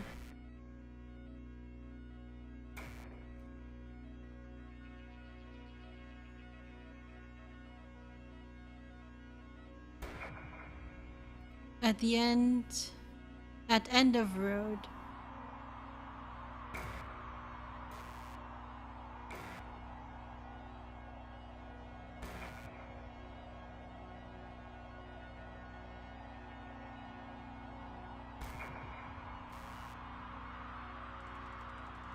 You are standing at the end of a road before a small brick building.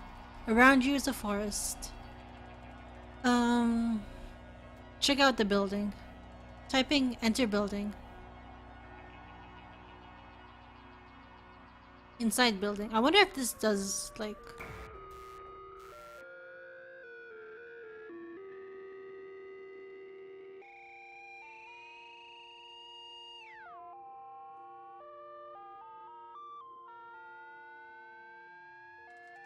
You're inside a building, a storage shed for the National Park Service. There is a sensible modern electric lantern nearby.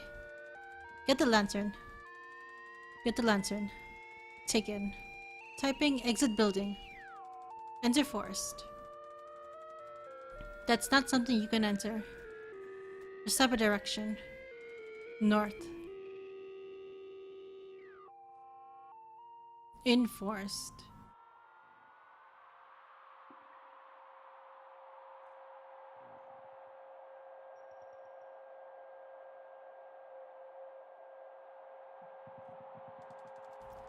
You are in an open forest with a deep valley to one side. Can we climb a tree? Climb tree. I don't think there's much to be achieved by that. Sorry. Can we dig a hole? You can't see any such thing. Pretty limited vocabulary. South. You're in forest. Hey, it's a maze. East? Typing east. You're in forest. Lula is here. Soldering replacement components in a small, handmade radio. You should talk to her. Ask Lula how she is doing. Hi Donald, I'm getting the strangest interference out here. I've been tuning the radio circuit gradually as we go, swapping capacitor valves and tweaking resistor networks. It was working for a while, but everything I can pick up sounds so distant and muffled. Lula hands you the radio. Well, maybe you'll have better luck. You're good at this stuff. Just don't forget to give it back. Continue going east. You're in forest. Joseph is here. Tapping with a small stylus on a modified pocket braille slate, a small grey kitten, no more than a few weeks old, dozes comfortably on top of his backpack. Maybe he has something to say. Listen. Donald. I was just transcribing your footsteps. Sounded like...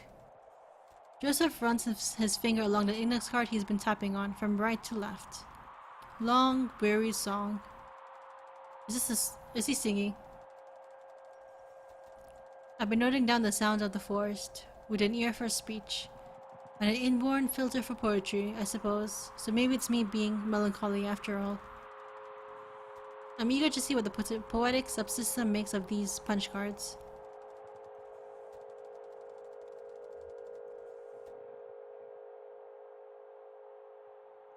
At the edge of hole.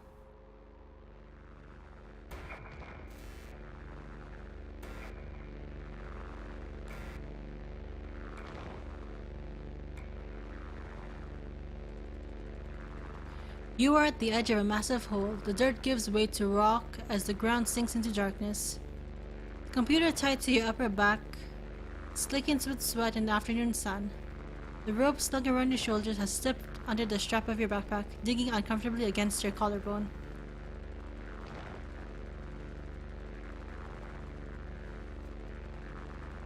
Yell into the hole first to see if there are any pirates. Shine a lamp first.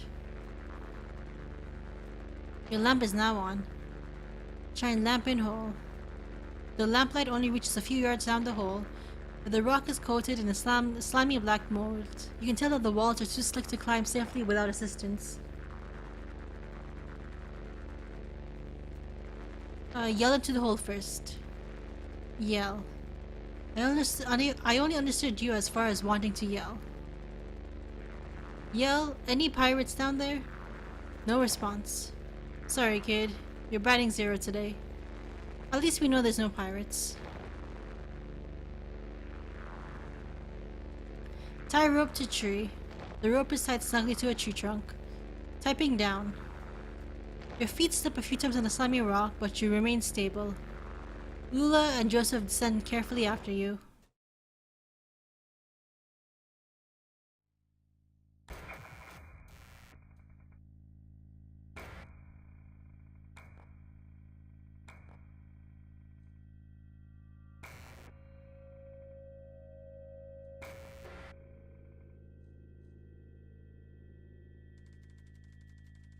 A long east-west passage with holes everywhere.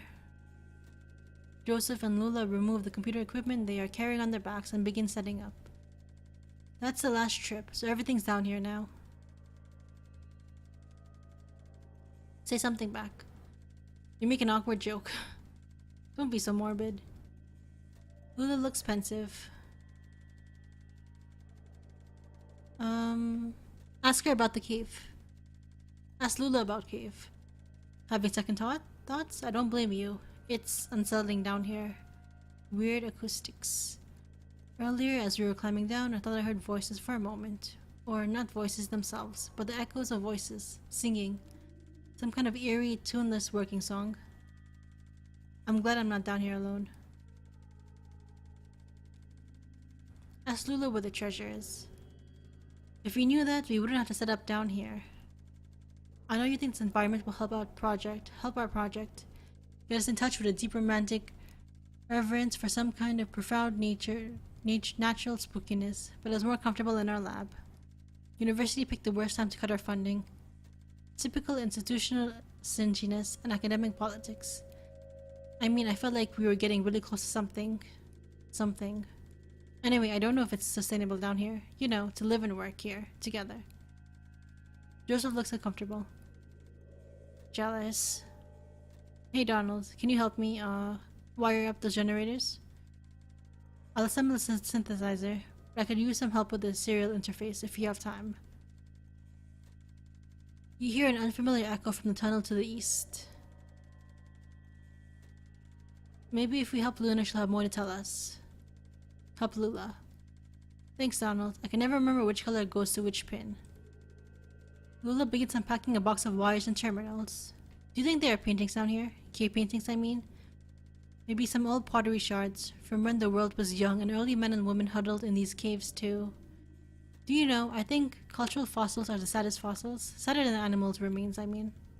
We might come across a petrified mollusk or a partial dinosaur footprint, and we say, there was a point of contact here, where a body touched the earth, and maybe there's a little bit of evidential garbage.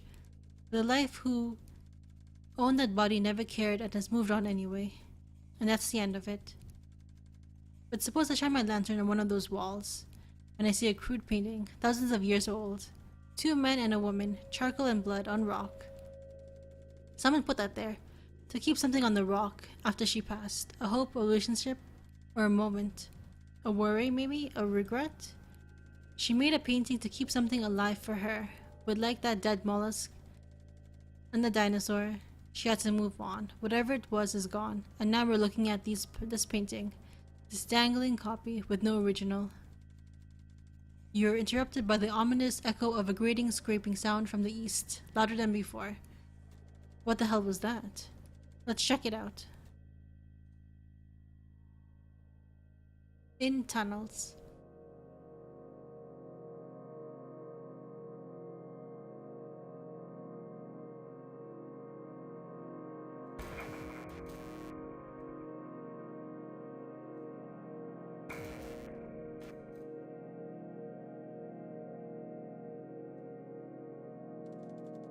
You rush down the tunnel with Joseph and Lula close behind. To Ezra. How do you like all of this, kid? There's a lot of reading, but I'm really good at that anyway. The tunnel narrows, and soon you find yourself crawling on your hands and knees. Navigating the tunnel gradually becomes more awkward as smooth rock gives way to jagged, crystalline surfaces. Scratches and taps echo from the end of the tunnel. Some short and piercing, some slower and groaning as if dampened by water. The tunnel opens into a large room.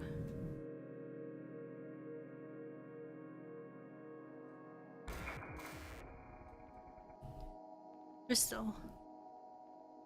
Oh, what is that?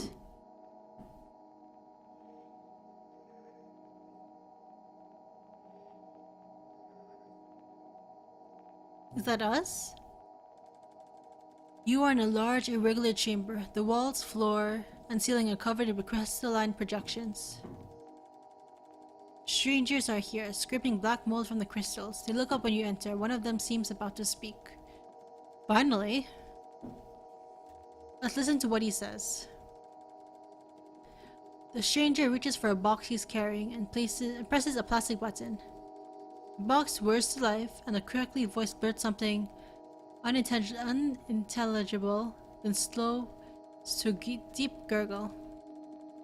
He looks at his companions momentarily in confused disappointment. Then he returns his awful gaze to you.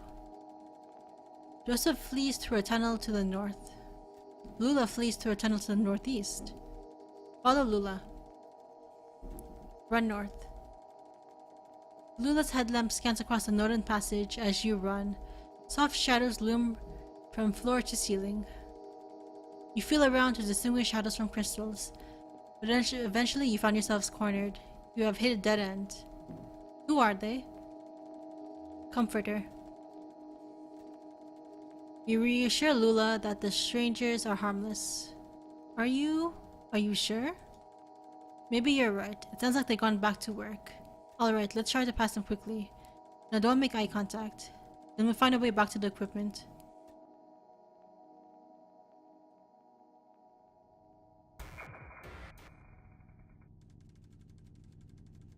Okay.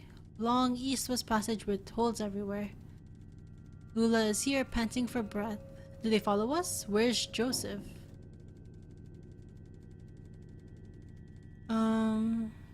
Search for him. Search. I only understood you as far as wanting to search. We have to be more specific. Down one of the tunnels? Search tunnel. You select a tunnel at random. Your lantern illuminates several sets of footprints on the moldy cave floor, but they're impossible to identify. Search equipment. Various computer and audio equipment cast angular shadows into the tunnel as you scan slowly across the pile. Nothing. Joseph climbs down from the rope still tied above. That damn sound. Those damn voices. I don't even know what direction I was running. I rode through the networks of tunnels. I ran my hand along the walls, always turning left, but every turn and every rock felt the same. For all I knew, I was running in circles. Finally, I ended up in here, and I hid. Panicked. I heard you talking, but I didn't think I can trust my senses. But listen, there's one thing I have to tell you. While I was out there lost in tunnels and caves, I came across the Zero, and I had no idea. It's like a real place. They pick up garbage, they deliver mail, they go to work and to church. But it has an awful kind of emptiness. Wandering through, I heard horrible echoes, weird images. Got burned in my mind's eye. A television, a scarecrow, a crystal, a feather, a sandwich, a CRT monitor, a bottle, an anchor. Lula looks down at her feet. You should ask him more about that. Ask him more. Ask Joseph about the Zero. Donald, you've heard the same stories I have, but it's different. It doesn't matter now. I'm leaving. To hell with all of it. Getting back on track. We're so close. Divert Joseph's attention. You shout something at Joseph about the project you're working on together. You'll die in these cold caves. And what about those men? You know they'll come back. Tell him we can find somewhere to start a fire. You shout something at Joseph about going deeper into the caves. Did you hear their voices? They'll find you, but not me. I'm going back to the surface. Stop. Your fight is ringing through the whole damn cave. Joseph is right, we can't stay here. I'm leaving too. But I'm not going back to the surface. I'm taking my station wagon and I'm heading back down to the Zero. I think we need her to stay. Ask Lula to stay. You plead with Lula about your continued collaboration. I'll send you this tape when I'm done recording. I'll put it in the mail, and then you can see what your machine does with it. Lula and Joseph have left. In tunnels.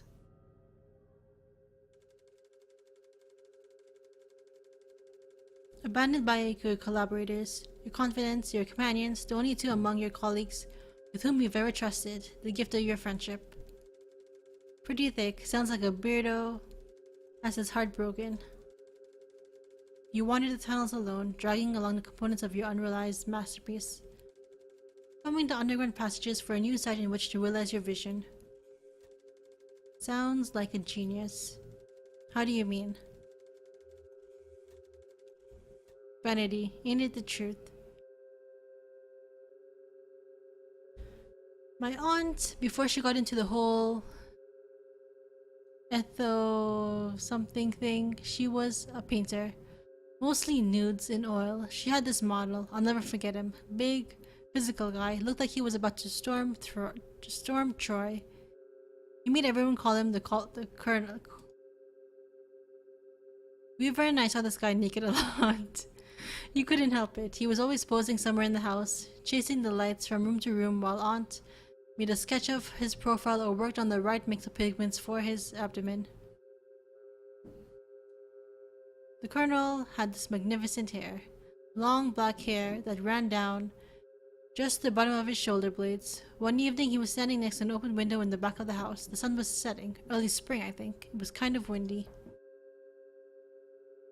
Aunt was trying to get his hair right. She kept arranging it, like half in front of him, half in front, half behind, running off every shoulder, laying across his chest in this very specific way. But it itched him or something. Or he'd do this weird shuffle thing, or the wind from the open window would push it around. Or he'd start and turn his neck when Weaver and I ran by, and everything would be tangled again. The final product was a swirl of black lines, billowing around the top of his neck. Weird thing is I don't even remember his face now, just a black swirl. Probably the best one she's ever painted. Hall of the Mountain King.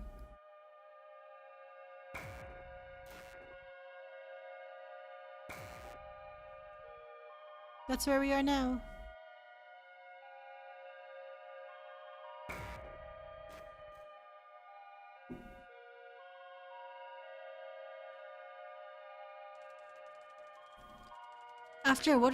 After what may have been years, you stumble out of a tunnel into a cavernous open space.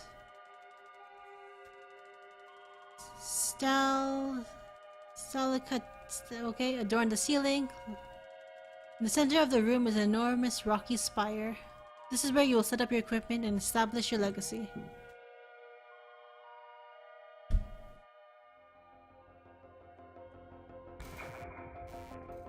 Xanadu. Now is the time to continue your work. Research assistance, 0. Realism index, 37%. Romance index, 2%. Mold coverage, 0%. You may hire a new research assistant. Assign assistance to a task or sleep until tomorrow. Hire. Uploading job advertisement to university message boards. You have hired Andrew, who studies statistics.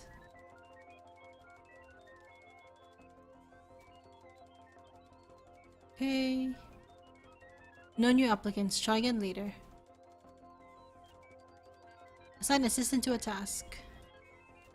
You may assign research assistants to debugging, transcription, and speculation. Debugging.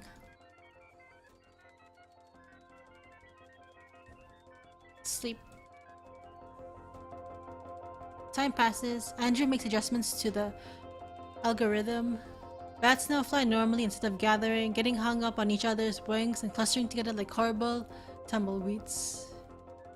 Now is the time to continue your work. Assistance 1, Index 47, Romance 2, Mold 11. Okay. Hire a new assistant. Let's hire a new assistant.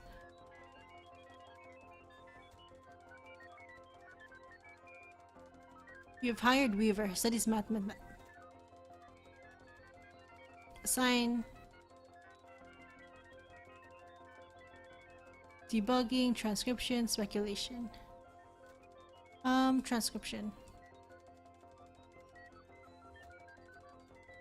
1.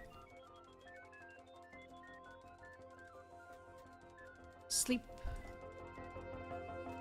Time passes.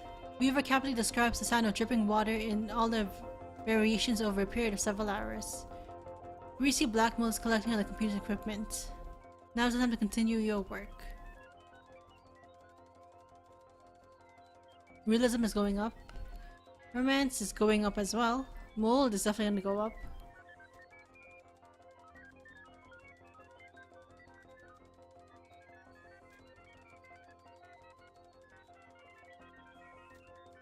You have hired Roberta, who studies fairy tales. Let's assign 1 to debugging.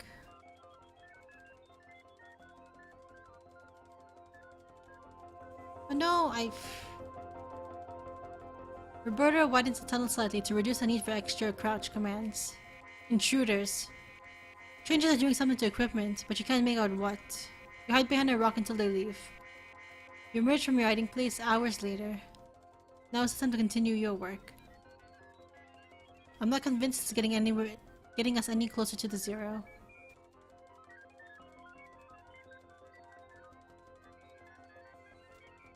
Romance went down. Mold is 0. Can we hire anyone else?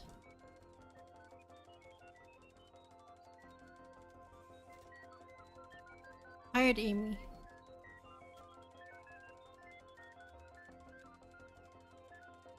You may assign research assistant to debugging, okay. Let's do 2 debugging.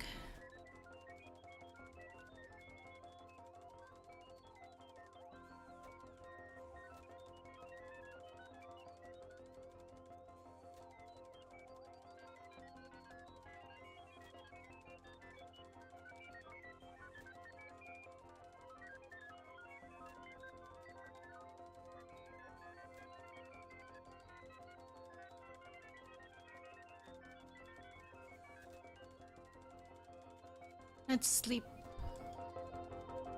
Time passes. Roberta identifies a bug within the auction level simulation, but is unable to fix it.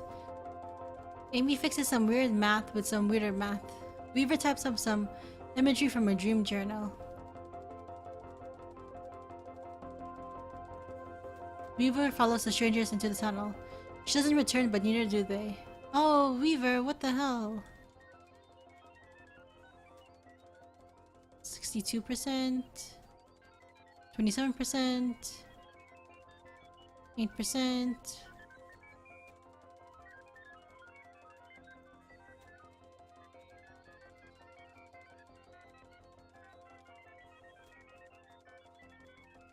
You've hired Greg, who studies architecture.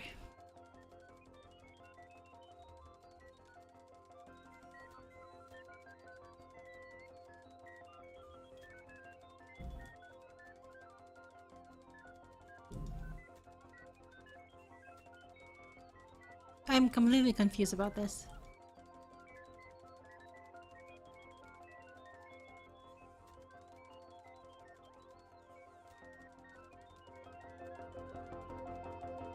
Andrew fixed bugs. Greg fixed bugs.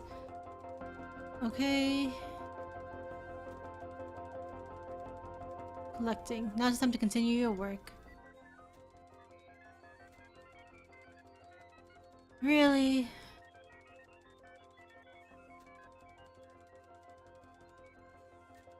Okay, start over. I want to keep playing.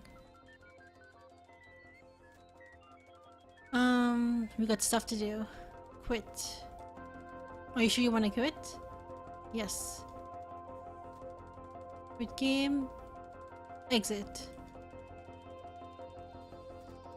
But you aren't in anything at the moment. Eat the lamp. Don't be ridiculous.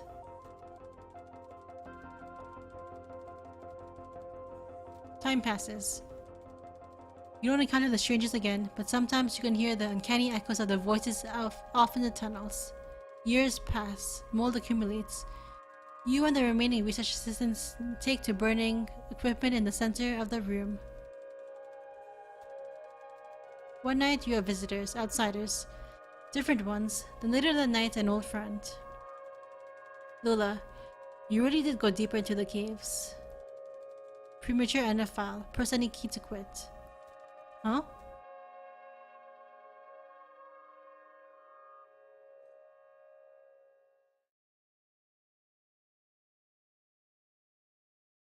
Scene 10. Wow. It just keeps going. And I just keep getting more and more confused. Lula, there you are. Let's talk to you. To Donald. You really did go deeper into the caves. Well, you were easy enough to find. I met a few of your former assistants. One can't help but hear things. So this is what became of our project. Oh, I've made some additions. Joseph sold the data tapes for the first half, so I've had some blank spots to fill.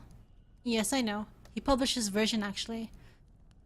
I'm sorry to report that it's a bit tediously sentimental. We found your doctor. Oh, good. Yes, you're looking not well, to be honest. You smell like a distillery. Have you been drinking? We've been looking for you. So you found the address data. Just pass it over to Donald here. Donald, will you be a dear and crunch these numbers? We're looking to sort out the street name collision. Dogwood Drive. Wasn't the bureau gonna process it? I insist. I have cycles to spare. I'll just pack my pipe and get to it. I should only be an hour or so. Andrew will carry it over too. I'll be at the bureau for the rest of the night. Just make it private material for the attention of Senior Clerk Chamberlain. How do we get to the bureau from here? The bridge. Yes, the bridge. Through the gate over there. Now we two proceed into history. Good night, Donald. To Shannon. Meet me at the bureau and we'll get you on your way. Head counterclockwise. Oh, fucking hell. Head counterclockwise to the ray and then turn around. Then it's just clockwise until you find the bureau. Between us, I think you should drive.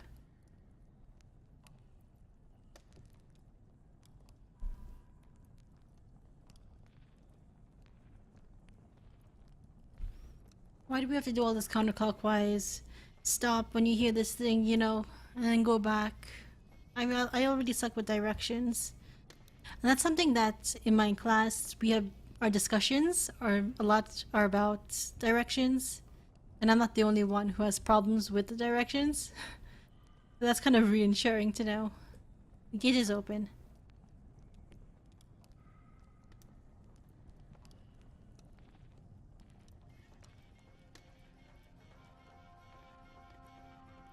We've seen all of this.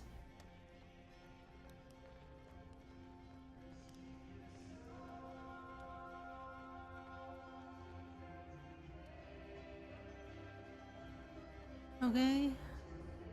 Keep going.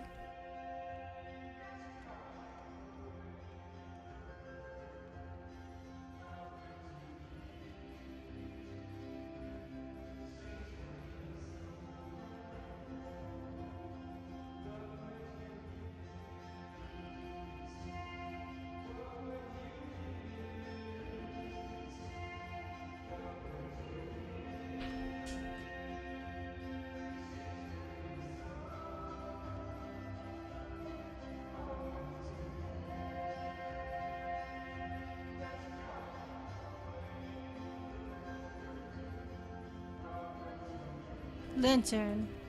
Can we pick that up?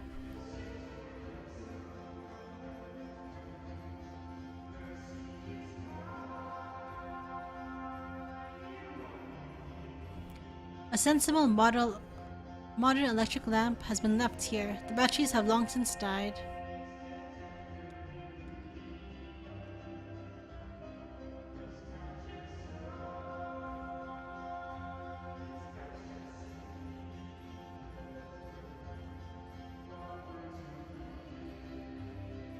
Where's my...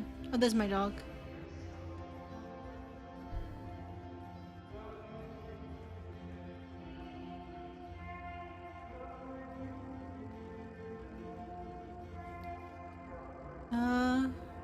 Thanks for waiting, Blue. What have you been doing? Keeping Johnny here company?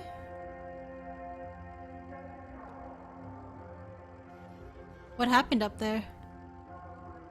I'm actually not sure. Very mysterious, ma'am.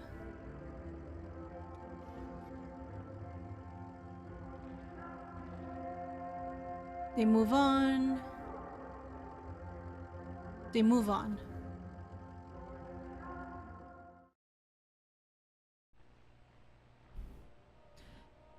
Ah, the ray, right? Ray, then turn around. Counterclockwise.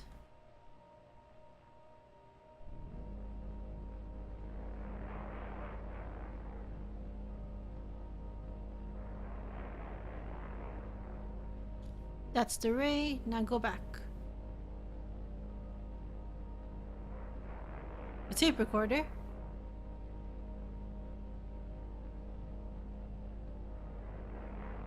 Cat carrier.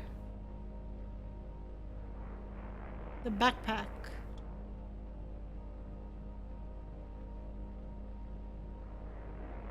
Tape recorder.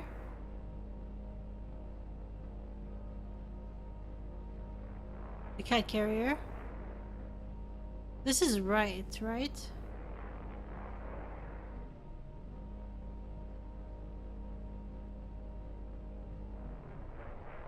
Did I fuck it up? I fucked it up.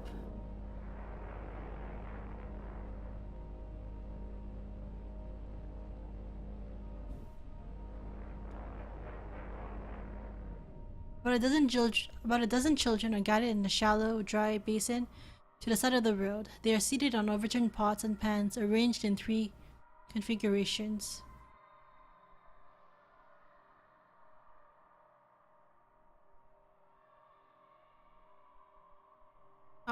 Oh. Stand next to the younger boy. Whoops. Older girl nods solemnly to Ezra. Wyatt Greenry from the floor next to her and pretends to read off a list of charges. What is this? Judge asks for a witness to testify. A board describes the participants and events depicted on the trading card he was to receive. Ezra is prompted to argue on behalf of his client. Claim mistaken identity.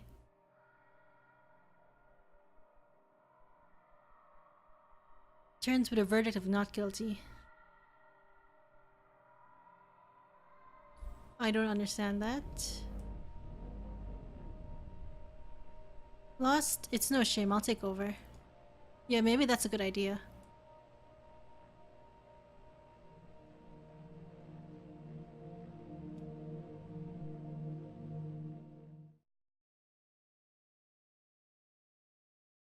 Okay. And it keeps going. So this act is definitely a lot longer than the previous ones.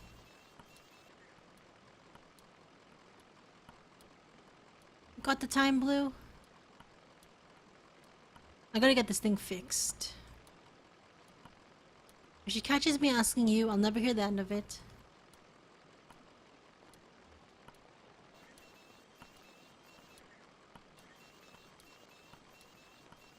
Yeah, I think she might be the only one making noise when she walks. Not Johnny.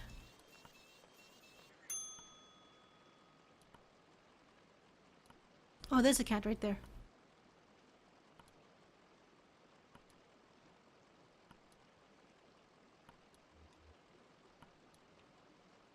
Here you are. Marianne has the rest of the evening off, so I'm minding the desk. Any word on the address? The results just came in by courier. Good news. Donald and assistants were able to sort through the noise. I heard Rick cross-reference the results against some of our records. Found a corresponding mail stop on the Echo River route. As it happens, the night ferry is scheduled to make its stop here shortly. The ferryman carries the mail and collects the garbage as well. I'm sure you can catch a ride out that way. You're welcome to wait here. I have to get back to packing. Thanks for your help. Happy to help. I suppose we just repeat it until it's true. Safe travels. Try to stay out of the water. It's colder than it looks and deep.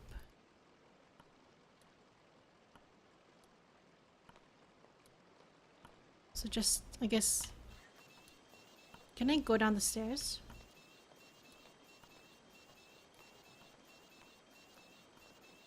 No, I can't. Okay.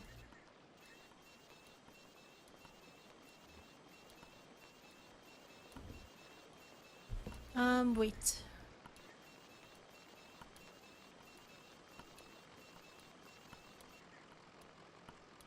How long do we have to wait? Oh, who knows? Alright, what happened? Up to you. It's okay, you can tell them. It doesn't matter anymore. Fine. So we were in that graveyard.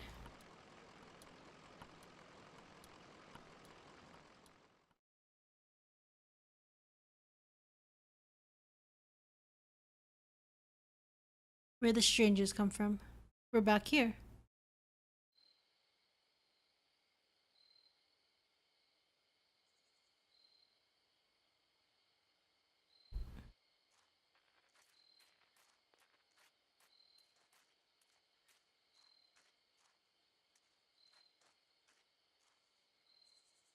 Well, this can't be right. Looks like an old church.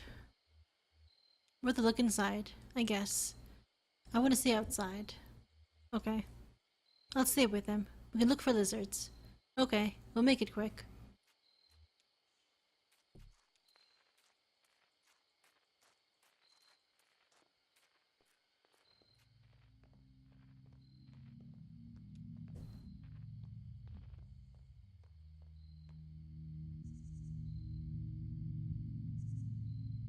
I don't know what I expected. The strangers, he kept saying. Kind of vague already, isn't it? Donald's a stranger. Hell, you and I are practically strangers. Listen, earlier in the mine, I didn't want to talk about it, but... What did you find down there? When I saw Weaver, she was on TV. I was testing a pretty simple to repair. Flipping through channels to check the saturation and she was just there. It was kind of horrible, I mean. I told you she disappeared. Suddenly, ran away, but we thought she was dead. Yeah, I guess I don't like to say it. Dead. And then, the next time I flipped to channel 2, Weaver. It's burned in my vision now. She's standing in a room. The walls are a blank kind of gray. There's a tape on the wall, like markings. And dust? A classroom, maybe? The camera is in the corner, so it's sort of a 45-degree angle into the room, and there's Weaver right in the center of the picture. I stopped turning the dial. Hell, I think I stopped breathing. Eventually she spoke, but there was no real sound, just this awful hum. I read the closed captions. She said to go to the mine. I'd find something there. I can't remember her exact words. Whenever I try, I get distracted, fuzzy. Shannon coughs into her sleeve. It's so dusty in here, right? Yeah, real dusty. You'd think, with all these holes in the ceiling. What the hell was that? Did you hear that? We should check outside. Oh! Where are we going?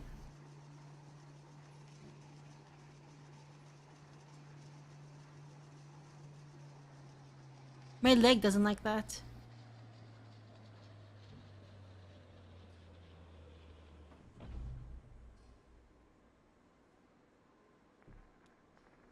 Oh, what the fuck?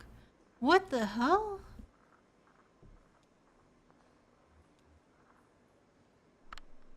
The stranger activates a tape player slung on his shoulder. A crackly drawl echoes in the room. It is patient and sounds like it should be smiling. Doolittle, my regrets. I hope I didn't keep you waiting long. You don't see a lot of foot traffic these days. I guess you hear about the job. I'm afraid we only have one opening at the moment. Horrible business. We're actually looking for some information about an old computer. Certainly. I'll tell you everything you need to know. I've only just met you, but I feel certain there's a place for you here. I'll just take you over to meet the dispatcher. Show you the trucks. Get you familiarized. We can converse as we go. What is this place? Some kind of factory? Yeah, maybe. But for what? Why hidden away like this? And what's that smell? Like bread. Baking bread? Please follow me.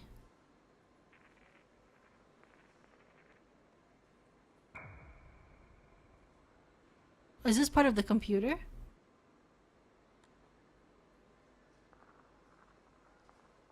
What the shit?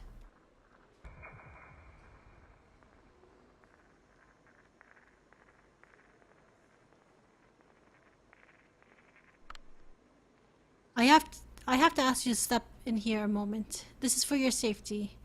And just your outfits, just a bit. There's some protective headwear up on the wall back there. Please remove your shoes and eyeglasses. We don't wear glasses. So that won't be an issue. Well, do us a favor and put on the headwear anyway. Just this way. This is so weird. This is so bizarre. I don't get this game at all. Where's Conway? There you are.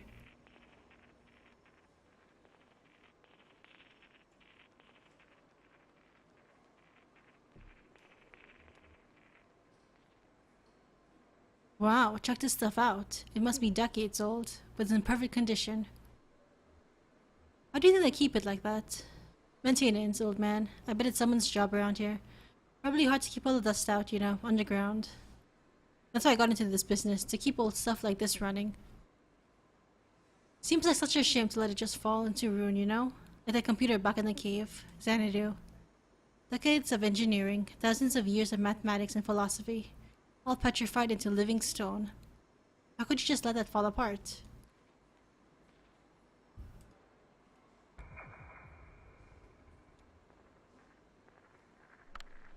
More new arrivals this evening. Plenty to do. Got to relay the formula. What formula? Eh? Oh, the formula. Changing our lives. Changed our lives. Once, years ago, we were prisoners.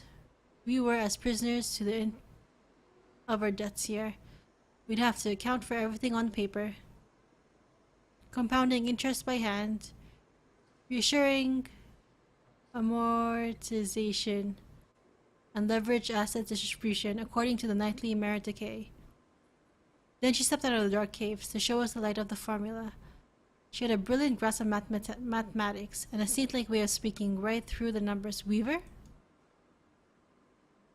And then we just plug our daily numbers into the formula and run it all through the adding machine. We occasionally suffer some surplus drifts, but she instructed us on all the necessary adjustments. Weaver. It was devastating to see a revered mathematician go, but she was needed elsewhere. The legacy abides. We actually just need to ask you about a computer. No, the orientation is all done by voice and rote. We don't believe electronics have a role in our company culture. Computers are tools. Shall we move on? Anything else? Nope. Earl. This is Earl. He used to be a beekeeper. Borrowed some used casks to store the hives. Now he works for us here in logistics.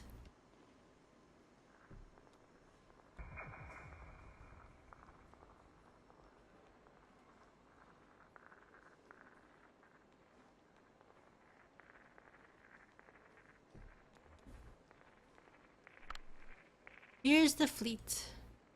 We just use these to get around internally. What do you do here? I'm a copywriter. Text on bottles and flyers. Add copy, that sort of thing. The trucks are just eastaways in shipping.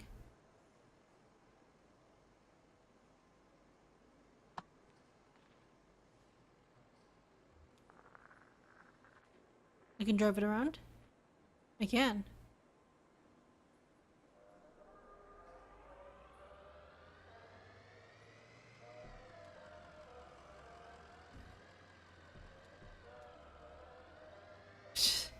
Okay. This is completely bizarre. This is so bizarre.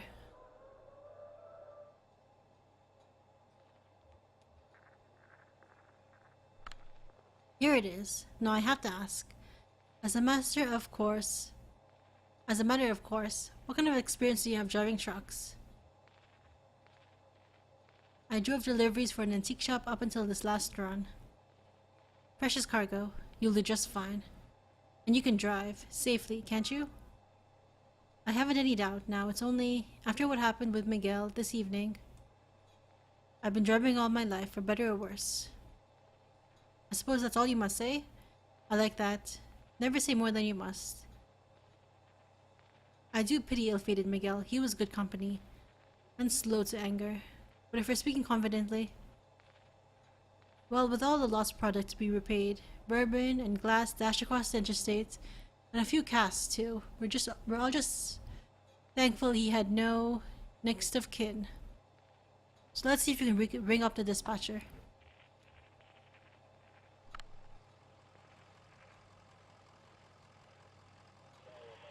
10:20 on the load. Come back.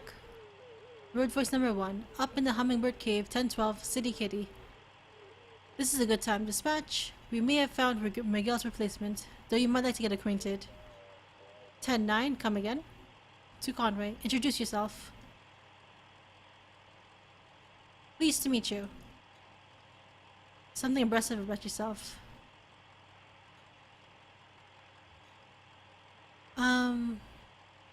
I guess I could drive a truck like this.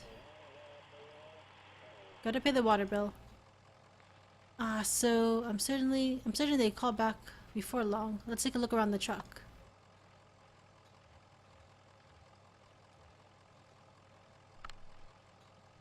Control the wipers with this knob here.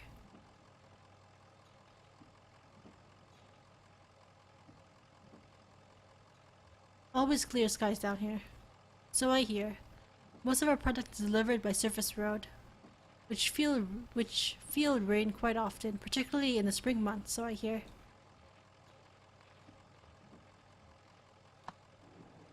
They ditched class for a day to drive in the rain. It was pointless to stay. All review. He was a lost cause and she didn't need it anyway. She was smart, bored. It was time to cut out. Shitty day for it though. 83 and biblical flood. They went to see a movie.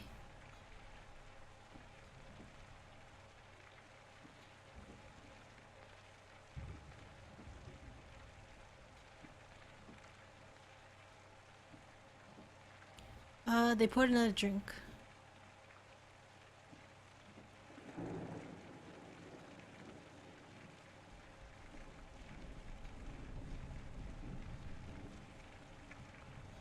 Whoops.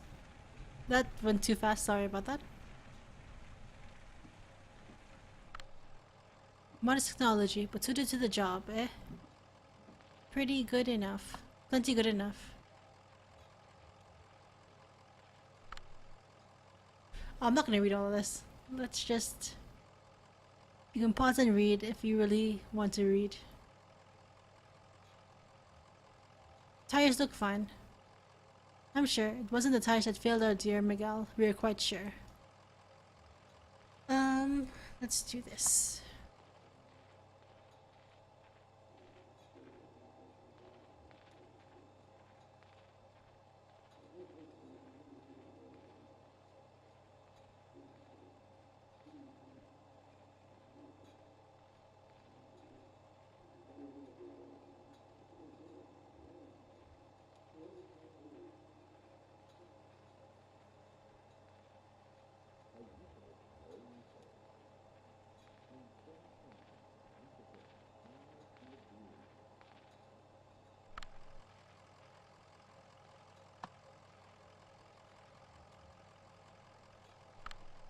The lights work fine, see? That's important. Most of our product goes out at night. You never know who you run into in daylight, and thus can be treacherously misleading with all the indirect light. Magic hour, sure. The angle of the sun at dusk and dawn means that light is mostly indirect reflections from the sky. Everything looks like a movie. It's all a bit softer.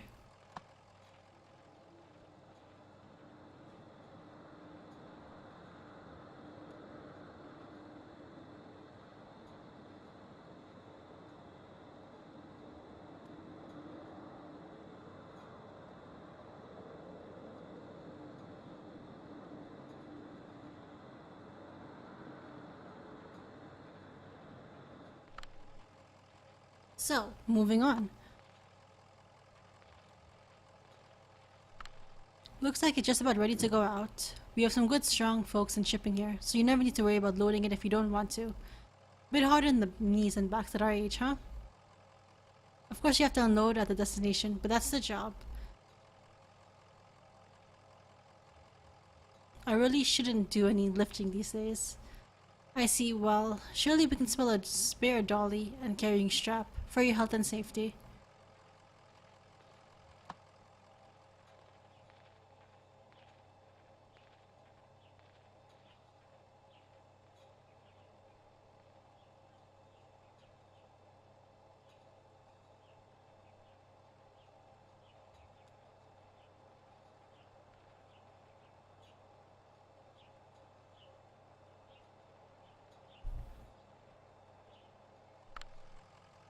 So what's next? The truck's radios crackle back to life. Driver, come back. Ah, there's a dispatch. Now tell them about your experience. Tell them the truck's in good shape. Tell them you start in the morning. I really can't. We're gonna finish this delivery in a few. 10:33 dispatch. Got 2 black eyes on a flock of crocodiles. Come back. 10:4. Back it down and prick your eyelids, driver. Come back, Lamb. 10:4. Come back, wheel holder. Conway remains silent. Dispatch is addressing you. It's a radio. He's here, dispatch. Got your ears on? Good. Listen to this. So, I think that went well. Let's head back to logistics and seal the deal. I've got one more thing to show you.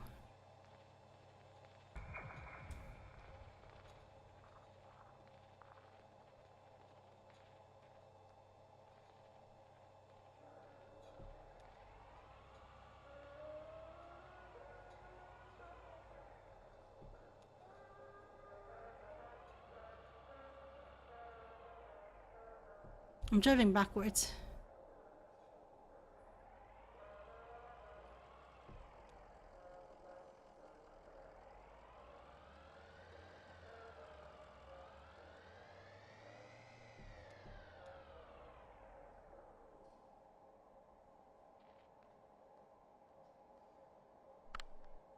Let's head back upstairs. I have one more thing to show you. Wait, we only came here looking for some answers about the stupid moldy computer. Oh, the old man in the cave with the moldy computer. That black mold, it's drawn to whiskey.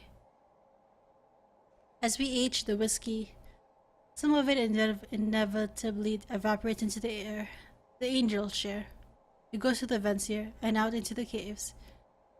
If you can scrape up the mold, we can usually apply some pressure and coal to it, squeeze and condense the angel share back into drinkable whiskey.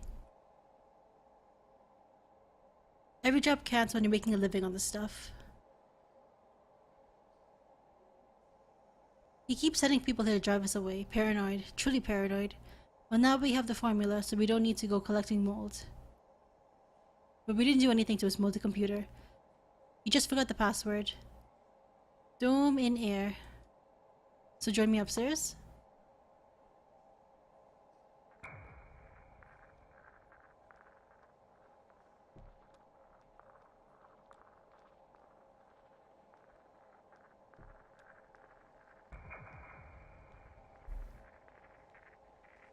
Up here or all the way upstairs? All the way upstairs, I guess.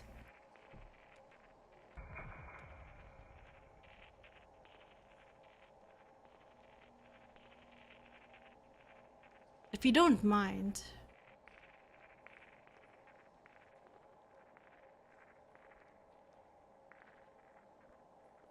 Oh, take off the hats and everything. Okay.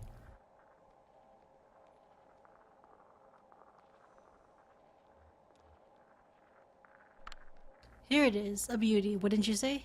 It's an antique, you know. What is it? Why, it's an adding machine. This is where we come for our daily ritual. To calculate the day's interest and repayment according to the formula. I usually do so at the beginning of my shift, so I know how many hours I need in order to keep up. Yes, I believe you'll do well here, sir. Happy to have you. Congratulations, you're hired. Wait, we can't. It's customary here to start each day with a shift drink. Let's make it special. Mark the occasion. This is to top shelf stuff now. Single barrel. He doesn't. Down the hatch.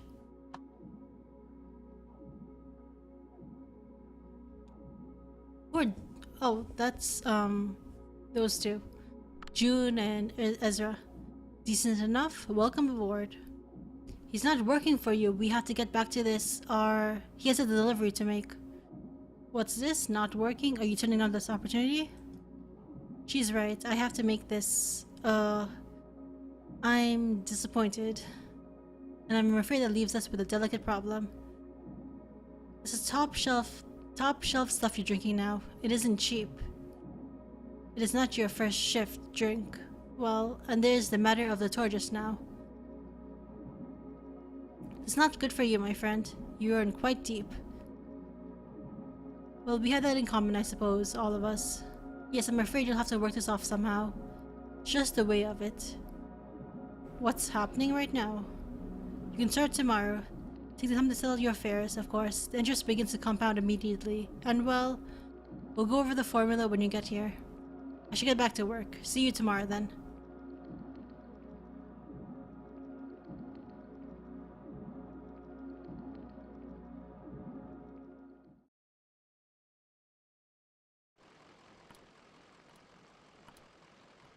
So, I guess I start in the morning. I guess. I'm confused. Just the way these things go, kid. Huh, well, still gives us a few hours to roam, right? What's the ferry?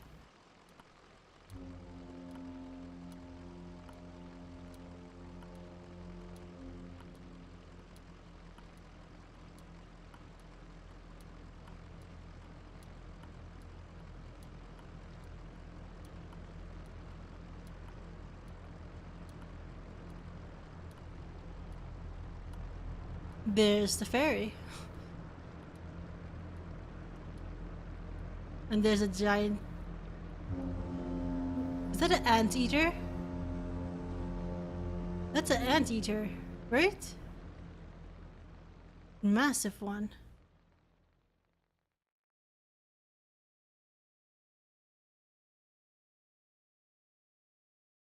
End of Act 3.